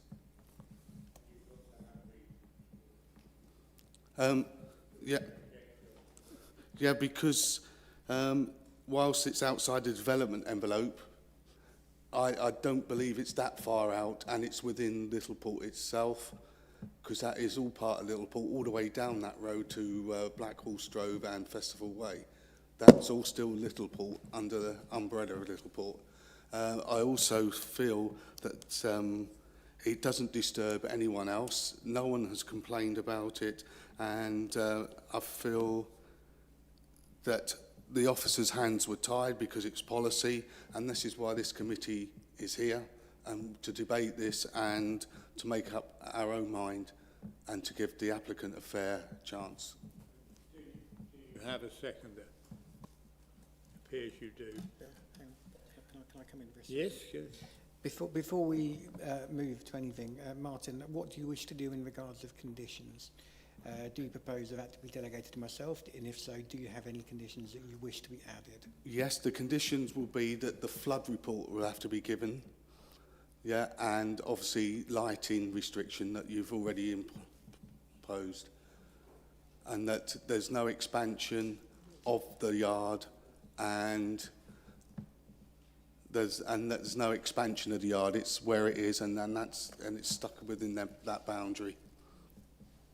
If I may, Martin, can I read to you a few suggested conditions, which I'm going to suggest pretty much along the lines of what you're looking for.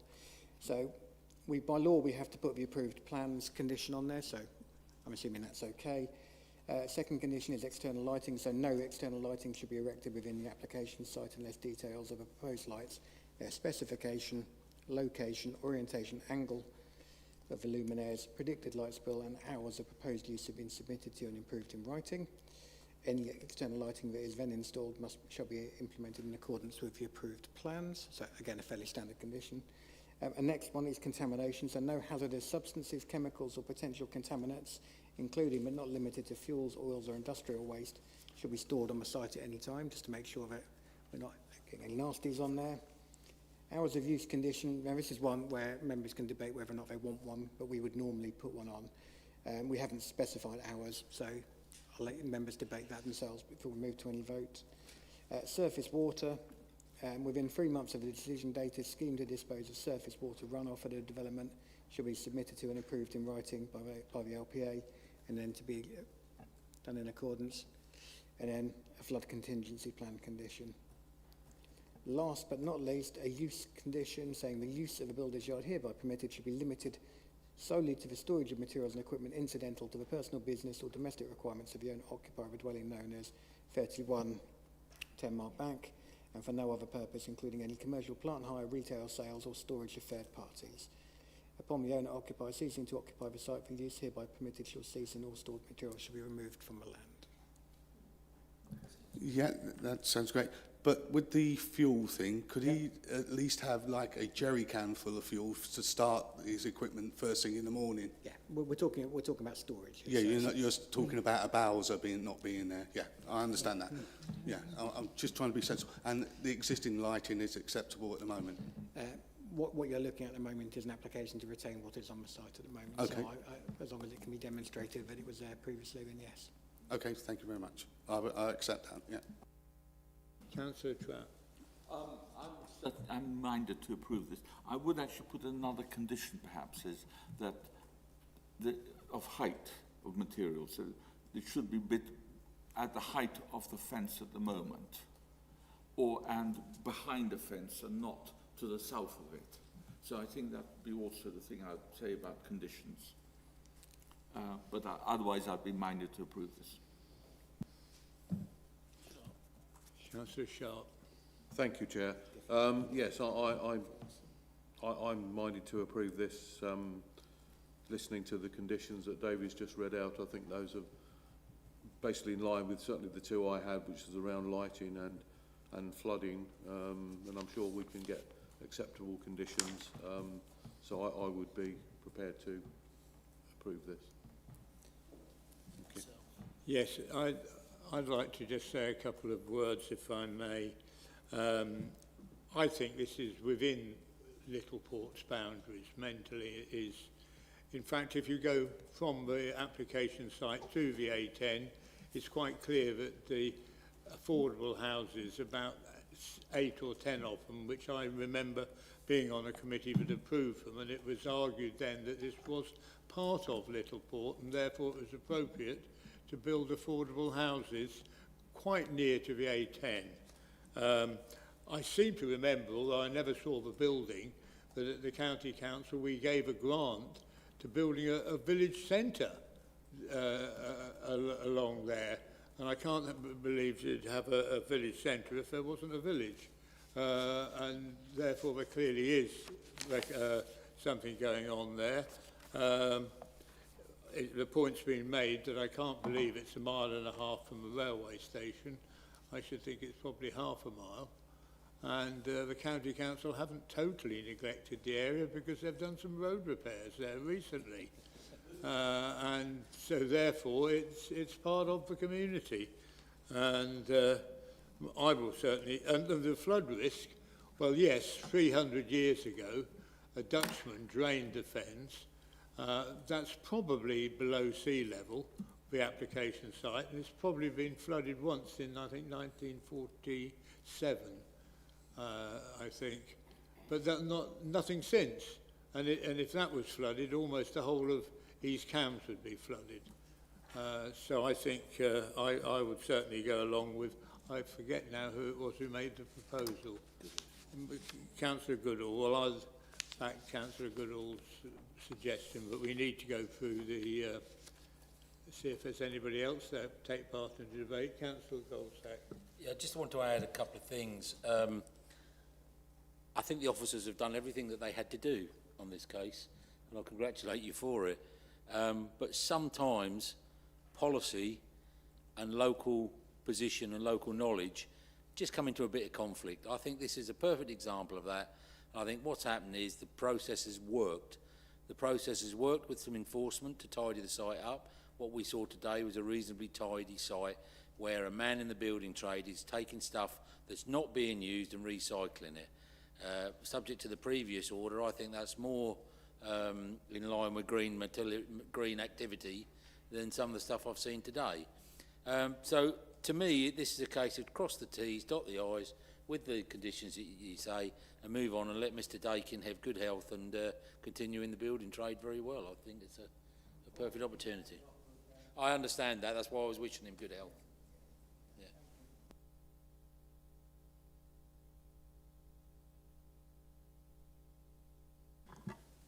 Who is actually holding? You're holding the list, aren't you? We have a list of conditions which I've read out to members. So yes, I know. I heard it being read, but I didn't know you'd written it down. So it is now a matter of record. And so those in favour of Councillor Goodall's suggestion, please raise their hands. I hadn't even finished the proposition. It's unanimous. Right. That's unanimous. Thank you very much. So you have permission. And good luck.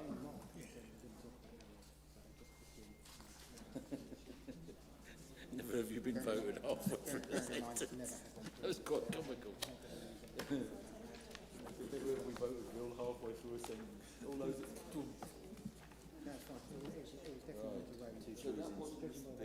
No, that was a representative. I think it was a friend. Kevin. I think it might have been his daughter. Don't know. But he's apparently quite poorly got.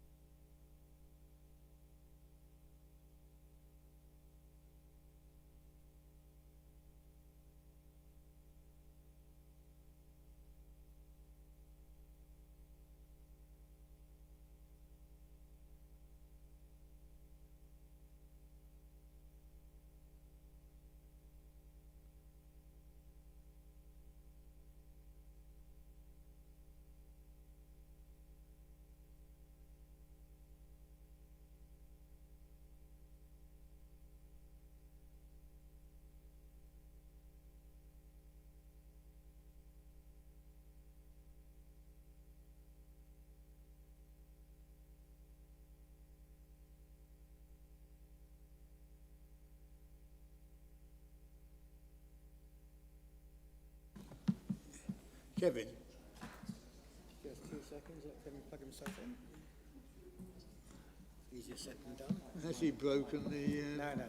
He hasn't broken the laptop. It's just a lot of things you have to plug in. The one does sound, one does vision. Okay, we're ready when you are.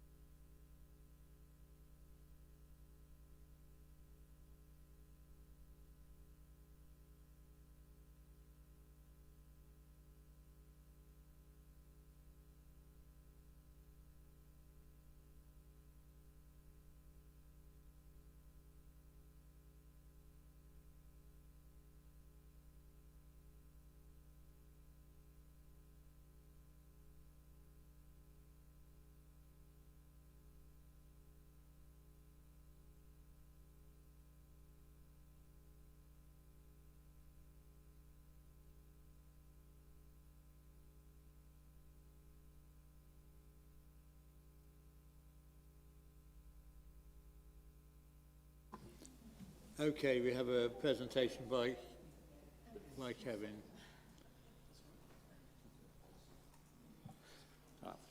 Thank you, Chair. So this is for item 7, the confirmation of Tree Preservation Order E0725 for 2 trees, a Chanticleer pear and a cedar tree located at Highfield House, 15 Sutton Park, Sutton. This image shows the location of those trees within the wider landscape. And the next one, please. And from the aerial view, you can see it's actually quite a treed area, and members will have noticed that on the site visit. And this is the plan from the tree preservation order, which unfortunately was missed out of the members' pack. But it shows where the location of those 2 trees. Okay, excellent. And some photos. So you've got the Chanticleer pear on the left there, and the cedar on the right. So the main considerations are the amenity value of the trees, the objection to the preservation of the trees by the tree owners, and the opinion of 2 neighbours who objected to the removal via the section 211 notification, and the current and future value of the trees in the local landscape. So the trees were assessed as part of the assessment for the TPO using the tempo methodology, which you would have seen details of in the report, with both trees T1 and T2 scoring 18, which puts them into the definitely merits TPO category. So 2 neighbours provided comments relating to the section 211 notification. The total removal of the trees from that application was excessive. There has been no consultation responses from the neighbours in relation to the serving of the TPO though, and no consultation response from the parish council regarding the section 211 notification or the making of the TPO.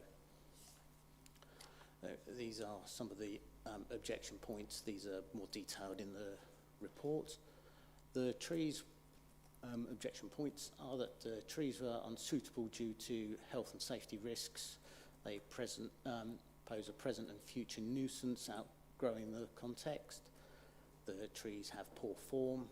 They are unsuitable for the locations, being too close to the property, restricting the outlook view and daylight into rooms. The trees conflict with planning policies, causing demotional harm to the occupiers, and there were other points in the objections information that was members will have seen. So dealing with those points, the safety risks are seasonal maintenance issues, predominantly relating to living in proximity with trees, which can be mitigated for by pruning. An application has already been approved for the pruning of these trees to mitigate some of the issues raised. T1 is regarded as a small-scale tree for the location and would still be acceptable today. This species of tree, the Chanticleer pear, is included in most large planting applications. T2 is the cedar, which is a large-scale tree, but it is appropriate to the locality, in my opinion, with a significant expected lifespan given its location. I'm not expecting that tree to get to full maturity of 200 years, because by that it will grow out, but it should have another 50 to 100 years at that location without a problem. So current structural issues relating to the trees are minor and can be corrected by pruning. The claimed light obstruction and overhanging branches and shading are generally minor, and pruning options are available to reduce or remove those, as has already been approved. And the policy quoted relates to a Cambridgeshire County Council policy to developments for highways, schools, corporate and community buildings, farmland and nature reserve. It's not an East Cambs policy, and in the officer's opinion, there's no demonstrable harm to the occupiers from these trees. As I said, there's more information on the objections and counterpoints that are made in the officer report. So the effects on the area. So amenity, as you've all heard before, it is a very subjective term, and it's open to some individual interpretation, which is why we use the tempo assessment, because that is its primary job, is to assess the amenity of those trees. Public amenity is described as a feature that benefits and enhances an area, contributing to the overall character for the public at large. In this case, the trees are clearly visible from the public footpath and roadway and are considered to benefit the area through their visual contribution to the local landscape, biodiversity and character, and are of sufficient public amenity to warrant long-term protection. The loss of these trees, should the TPO not be confirmed, would be noticeable in the locality. So, in summary, members are recommended to approve the confirmation of the tree preservation order due to the trees being prominent features visible from the public realm, in good health, offering significant visual contributions to the amenity of the local landscape in this part of Sutton. Thank you very much indeed. And we now have an objector, Kenneth Love. If there's, you have 5 minutes between you. If you turn the microphone on when you speak, and as you've probably heard before, there is a request that you stick to the 5 minutes, although I won't stop you in the middle of a sentence.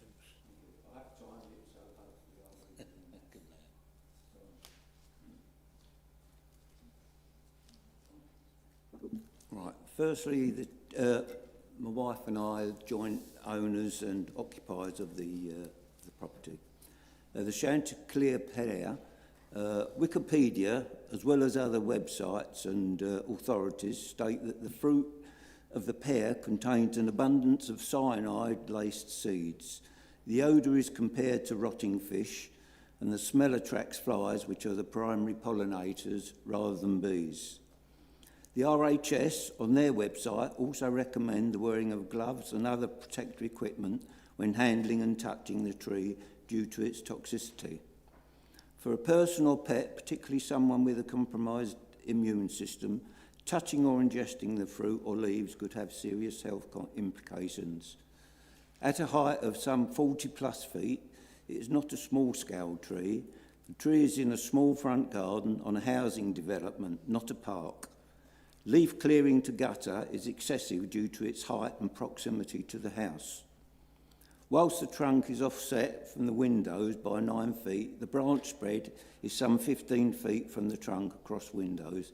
Damage to gutters and the fabric of the building is not part of regular maintenance. The street light, although set forward of the tree, is round a bend from the tree, blocking light to the footpath. The size and toxicity of the tree cannot be reasonably and sensibly regarded as the right tree in the right place. Coming on to the cedar, the RHS again recommend planting no closer than 35 to 40 feet away from any building due to its root and branch spread. The tree is planted on blue clay and will draw a considerable amount of water. It will take water from the soil, leaving nearby foundations and utilities vulnerable and liable to collapse due to subsidence. The tree is resinous and therefore flammable. The suggestion of pruning of the lower branches would not significantly improve light or outlook to either the lower room or the bedroom. Pruning cannot be completed until between January 2032 and January 2035, as stated in the ECDC letter dated the 4th of February 2026 sent to us. To cover the exposed roots with soil would cause the garden to be even more uneven and dangerous. The tripping hazard cannot be prevented as no barriers or fences are permitted in Sutton Park, which renders the homeowner unable to mitigate any danger to the public. The suggestion to gravel over the front lawn would make the front of the property look like another car park in that road. The tree is in a small front garden on a housing development, not a park. Strimming a lawn is not a practical solution. The tree is already too high for its position and context, with no historical value. The tree prevents further ornamental planting. The foliage is quoted by the RHS as saying to cause breathing problems and will affect asthma sufferers and is a health and safety risk to both the occupiers and the public. This tree is a parkland open spaces species, not for a small front garden. The tree is shallow rooted and the roots are already highly visible. With climate change, long hot summers and wet winters, cedars are vulnerable. There is already an indication of heave, and this makes the tree vulnerable to toppling in high winds. The tree is of little or no value to wildlife and has outgrown its original context. It is of poor form and is not aesthetically pleasing. Both the pear and the cedar are wholly unsuitable for their locations. Each tree poses a health and safety risk to both the occupiers and the public. The pear with its toxic cyanide fruit and foliage, and the cedar with its effect on anyone with asthmatic and breathing problems. It's questionable that under Human Rights Acts that the public at large have rights over private individuals and the proper and reasonable enjoyment of their property and the subjective amenity value of the trees. I believe the tempo scoring has been poorly and unjustly too highly marked and allocated. Removal of both trees and replanting with species more suited to a small front garden, as set out in my 211 application form, will be more beneficial to wildlife and the environment. In January 2023, the ECDC allowed the removal of a tree at number 12 Sutton Park due to shading and root disturbance. A planning application, is that okay to carry on?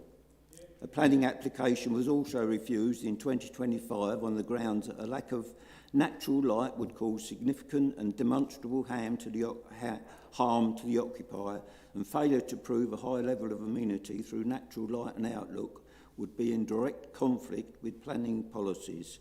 And finally, damage caused by either tree is excluded by our homeowners' building insurance due to the closeness, proximity and height of the trees.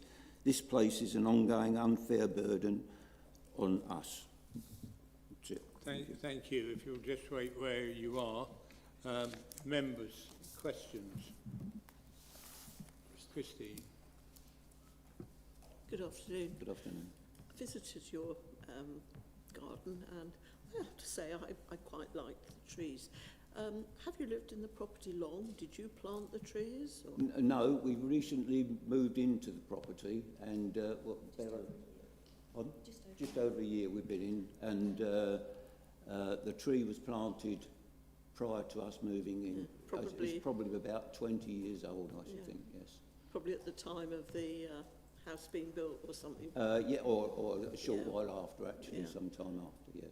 So the trees being there didn't put you off purchasing your home, for instance? Had I known that there wasn't a TPO on it at the time, and had I known, I wouldn't have taken a charge of the property, no. Looking through the papers, it would seem our officer holds a slightly different view regarding the toxicity and so on. Have you looked into his response, or into Mr. Drain's response? Yes. Yes. Oh, yeah. I've looked at it, and I don't actually agree with it completely, unfortunately. Yes. Obviously, both have come from reputable sources, so I think we'll have to wait for to hear from Mr. Drain what he has to say about it. But so you wouldn't be open to just trimming, say, the lower branches or something? That wouldn't actually be very beneficial. If I took the lower branches off of the cedar and the upper part, which I can't do till 2032, between 2032 and 2035, which is, 8 or 9 years beyond. So the trees had been dealt with previously? Treated? No, not that I know of, no. As I say, the TPO was put on when I put in my 211 application, which I couldn't understand, actually. Well, it does seem a tad arbitrary, I have to say. Yeah, right, okay. Can I also say that to prune the tree, it would take the whole character off of what there is on the tree anyway, yes. I have to say, I'm not a great lover of evergreens, but I did rather like your cedar.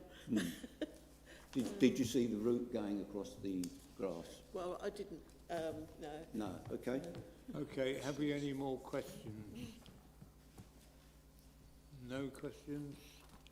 Have we got any statements from the officers? Additional information as a result of the conversations we've already had. Well, regarding the toxicity of the seeds, particularly, is the only bit of the pear tree that I understand is the problem. The same toxicity is in apple seeds and cherry seeds. They all have cyanide in the middle, and that's part of it. The issue is if you chew them as you swallow them, that's when you have a problem. There's no toxicity that I've been able to ascertain about the flesh of the pear. Pears are generally edible.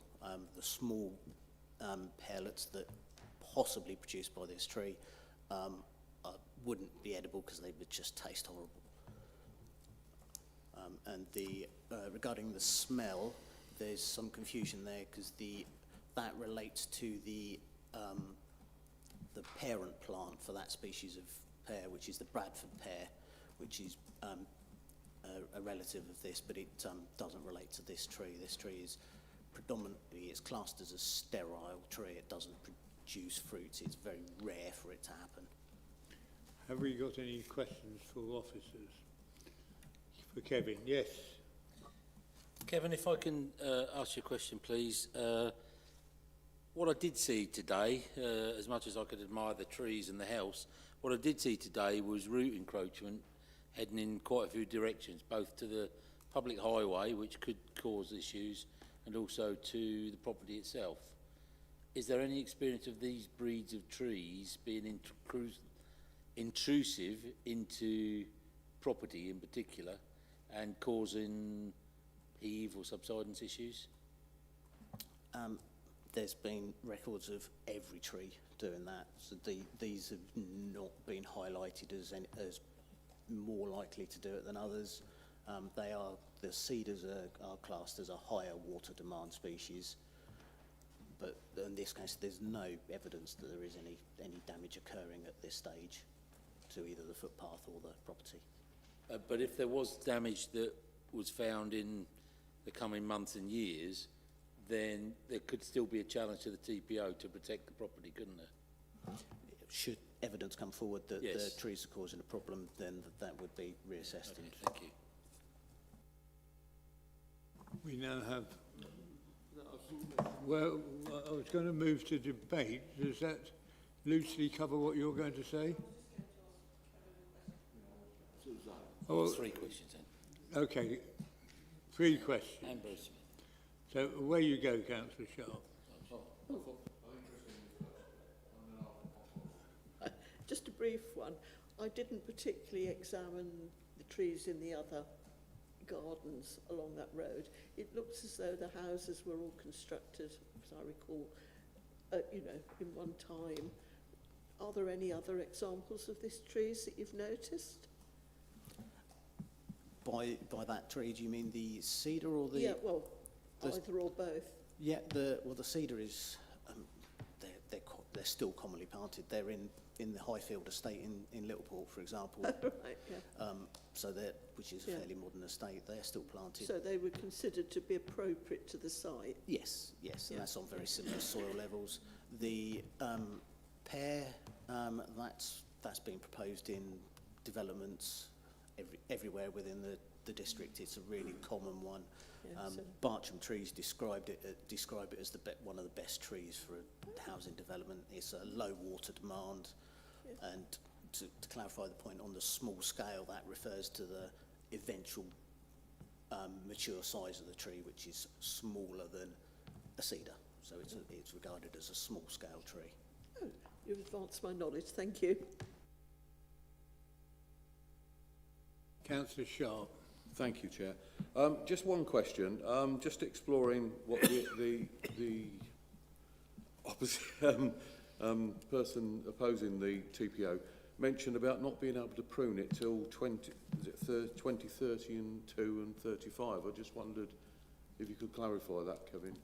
If I read the specification that was approved in the application, so it was remove the lower branches to 6 feet, 2 metres from ground level, reduce the length of the large western branch by 50%, remove the remainder of this branch between January 2032 and January 35, and reduce the remaining crown by 1/3. So the idea of the staged removal of that branch is because it's a big diameter branch. If you remove it all in one go, you leave a big wound, whereas if you reduce it back quite hard, which is what this 50% does, it slows the growth down on that branch, allowing the rest of the trunk to get larger, and then that wound becomes relatively small in comparison to the trunk. If I can come back, Chair, so some of that can be started relatively soon. It's just, it's done, as you say, it's done in stages. Yeah, that specification has been approved, and the 50% could and the crown lift could happen any time. So Trap. I think Councillor Sharp actually asked the question I wanted to ask, but can there be any small pruning of either tree then, besides the big branch removal? Yes, well, the application already for the cedar already approved the raising of the removing of the lower, smaller branches to create that clearance from ground level, and the pear was approved for pruning to clear it from the building and a general reduction of its size as well. Thank you very much. Okay, we now move on to debate. I think, well, let's be quite sure, have you finished with the questions to the opposer? Right, okay, that's fine, thank you very much. You can take your seat. And debate, members.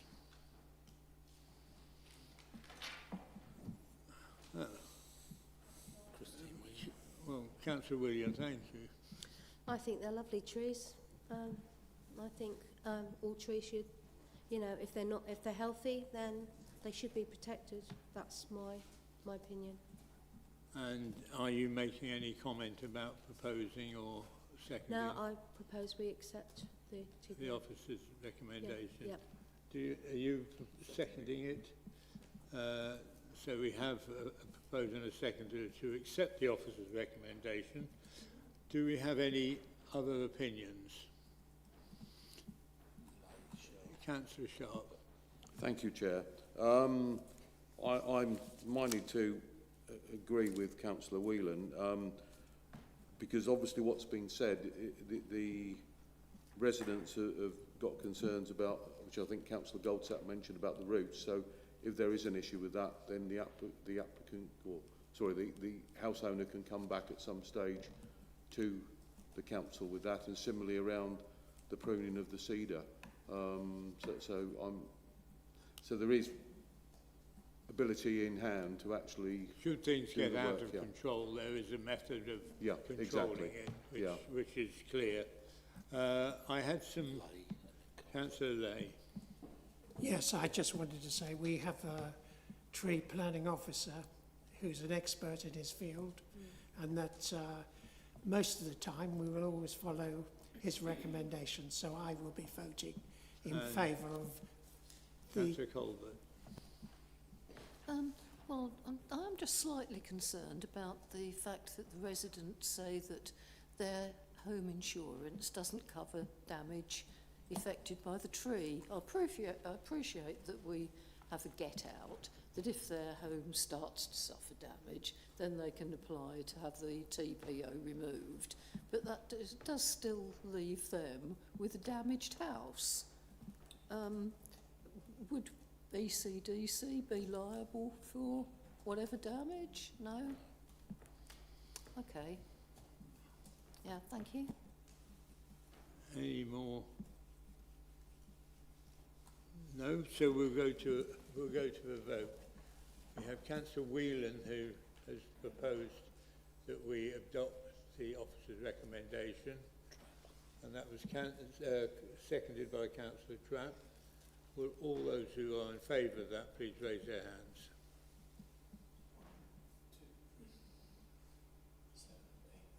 10. So that is passed.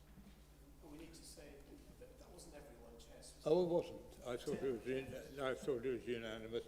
Will those who are against that please raise their hands? Oh, well, we'll get to you in a minute. And will those who are abstaining please raise their hands? Because I like trees, but I'm not sure about the... Just check the officers counted that up.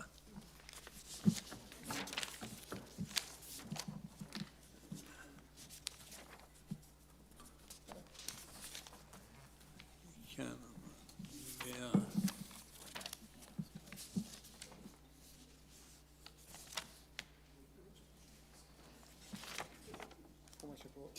Yes, we're on performance report, page 121. I haven't put a marker there. I didn't think it would be too contentious. Thank you, Chair. So, in the usual fashion, can I please draw members' attention to the planning performance report for February 2026. That's page 121 in your bundle. As always, I'm asking for members to note the report. I'm more than happy to answer any questions.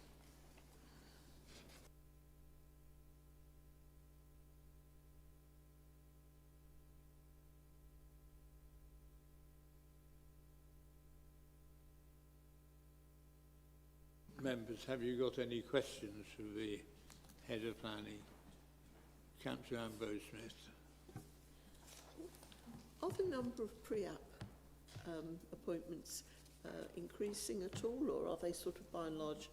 I can't remember seeing previous ones. 19, for instance. Oh, sorry, that's open cases. I do beg your pardon. No, that's pre-app. The simple answer to that, Councillor, is yes. And that's for a number of reasons. That's because of the changes to the planning system. So I don't know if members are aware, but as of today, any applications received after today for a number of different application types will be put into a new appeal process. So very similar to the householder appeal process, no additional information will now be able to be put forward for a number of different application types. So that's really sort of concentrating the mind for applicants. That coupled with our negotiation protocol, which limits when and where we will negotiate on planning applications, has rightly, because this is where it should be, put the negotiation, the discussion and the sort of parameters of a planning application towards pre-app. Yeah. So, and I would say it's working well. A good thing. I believe so. Yeah. Personally, I believe so, yes. How much does a pre-app cost? There are a number of different levels. So householders, off the top of my head, are about... There's two different levels of householders. So there's a simple householder, which I think is about 150. I mean, there's a bigger one, which... Are you looking it up? 162 for something within parish and 528 for additions to delay. Members may remember that a paper was taken to a previous Finance Committee to bring in a cheaper fee for DIY planning permission. The intention is to bring that back at the next available meeting to basically widen the scope more than anything. It's not intended to be a money-making exercise. It's designed to give us almost that cheaper option for those really quick sort of down and dirty sort of requests. So we are working on that at present. Any other questions or comments? Councillor Trapp.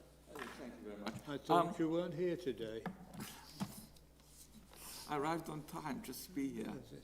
I'm just slightly intrigued by the major determinations. It says 100% determined time, great, and 90% within 13 weeks, but there's only one application, so I'm not sure how 90% could be done. That's because what you're reading in the brackets is the targets which we work towards. So these are locally set sort of KPIs. They are somewhat tighter than the national KPIs, which is a good thing. So what you've got there is 100% against our target of 90%, and that's purely for that month. Okay, sorry, I didn't realise those were the targets. That's why I misread it, or misunderstood it. Okay, thank you very much. Councillor Shaw. Thank you, Chair.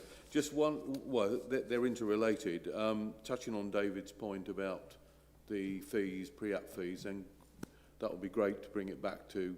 We've had a discussion since it got deferred at, or rejected or whatever it was at Finance and Assets. So happy to see that come back to Finance and Assets Committee. I'm just thinking about the pre-apps, and obviously I think we all want to get faster applications going through. But I know when we changed it slightly a couple of years ago that applicants were, you know, that they weren't allowed to negotiate or whatever. I certainly got one or two applicants in my residents who were not happy and upset because they didn't understand the rules. So I don't know about others, but it would be useful maybe to get some sort of briefing or an idea as to what's going to happen, so we're forewarned and can then advise residents if they come to us and say, oh, they've determined something and I was going to put an amendment in or something. Do you understand what I mean, David? I do. We're not proposing changing how we're doing anything. So the adopted protocol that we've got is what we've been working for about a year and a half now. Members might recall at the last planning committee when I went through the yearly sort of figures, because when you're talking about timeliness of decisions, what to me was really apparent when we went through those figures was our massive reduction in extensions of time, which can be read with basically we are getting decisions out far quicker. So what I would say is I think it's working because we're getting more things through the pre-app. We're still getting the same rough levels of approvals going through, so it's not caused a spike of refusals particularly. We had a few larger major schemes that members might remember that ended up coming to committee and things like that that had been sitting around since God was a boy. But since we've cleared that backlog, what we are finding now is major applications are going through the system quickly. What it's also done is it's focused a mind on for developers. So for those really big schemes which take up a lot of time and effort and quite often do need negotiation, they are encouraged then to sign up to a PPA with us. That is then bringing in resource and funding to the department to allow ourselves to make sure that we are appropriately dealing with those things. So then the applicants are happy, we're happy, and then what that really does is it then gives us a capacity to deal with the other applications that are sitting in our books of householders and things like that, and they are, generally speaking, going out at a pretty good rate at the moment, because our returns to government are still very, very high, and that hasn't dipped, even though we are now dealing with things quicker and not doing anywhere near as many extensions of time. So, personally, I would argue that all of these different things have taken a bit of time to bed in, and I know it was a shock to some of our local agents that we moved from a we will hold your hand on everything sort of service to we're happy to work with you, but actually what we're finding, and I think officers will concur, is the quality of submissions that are coming in has improved, and we're able to get things out the door when we get an application in quicker, and officers are more empowered to get stuff out as well. Thank you.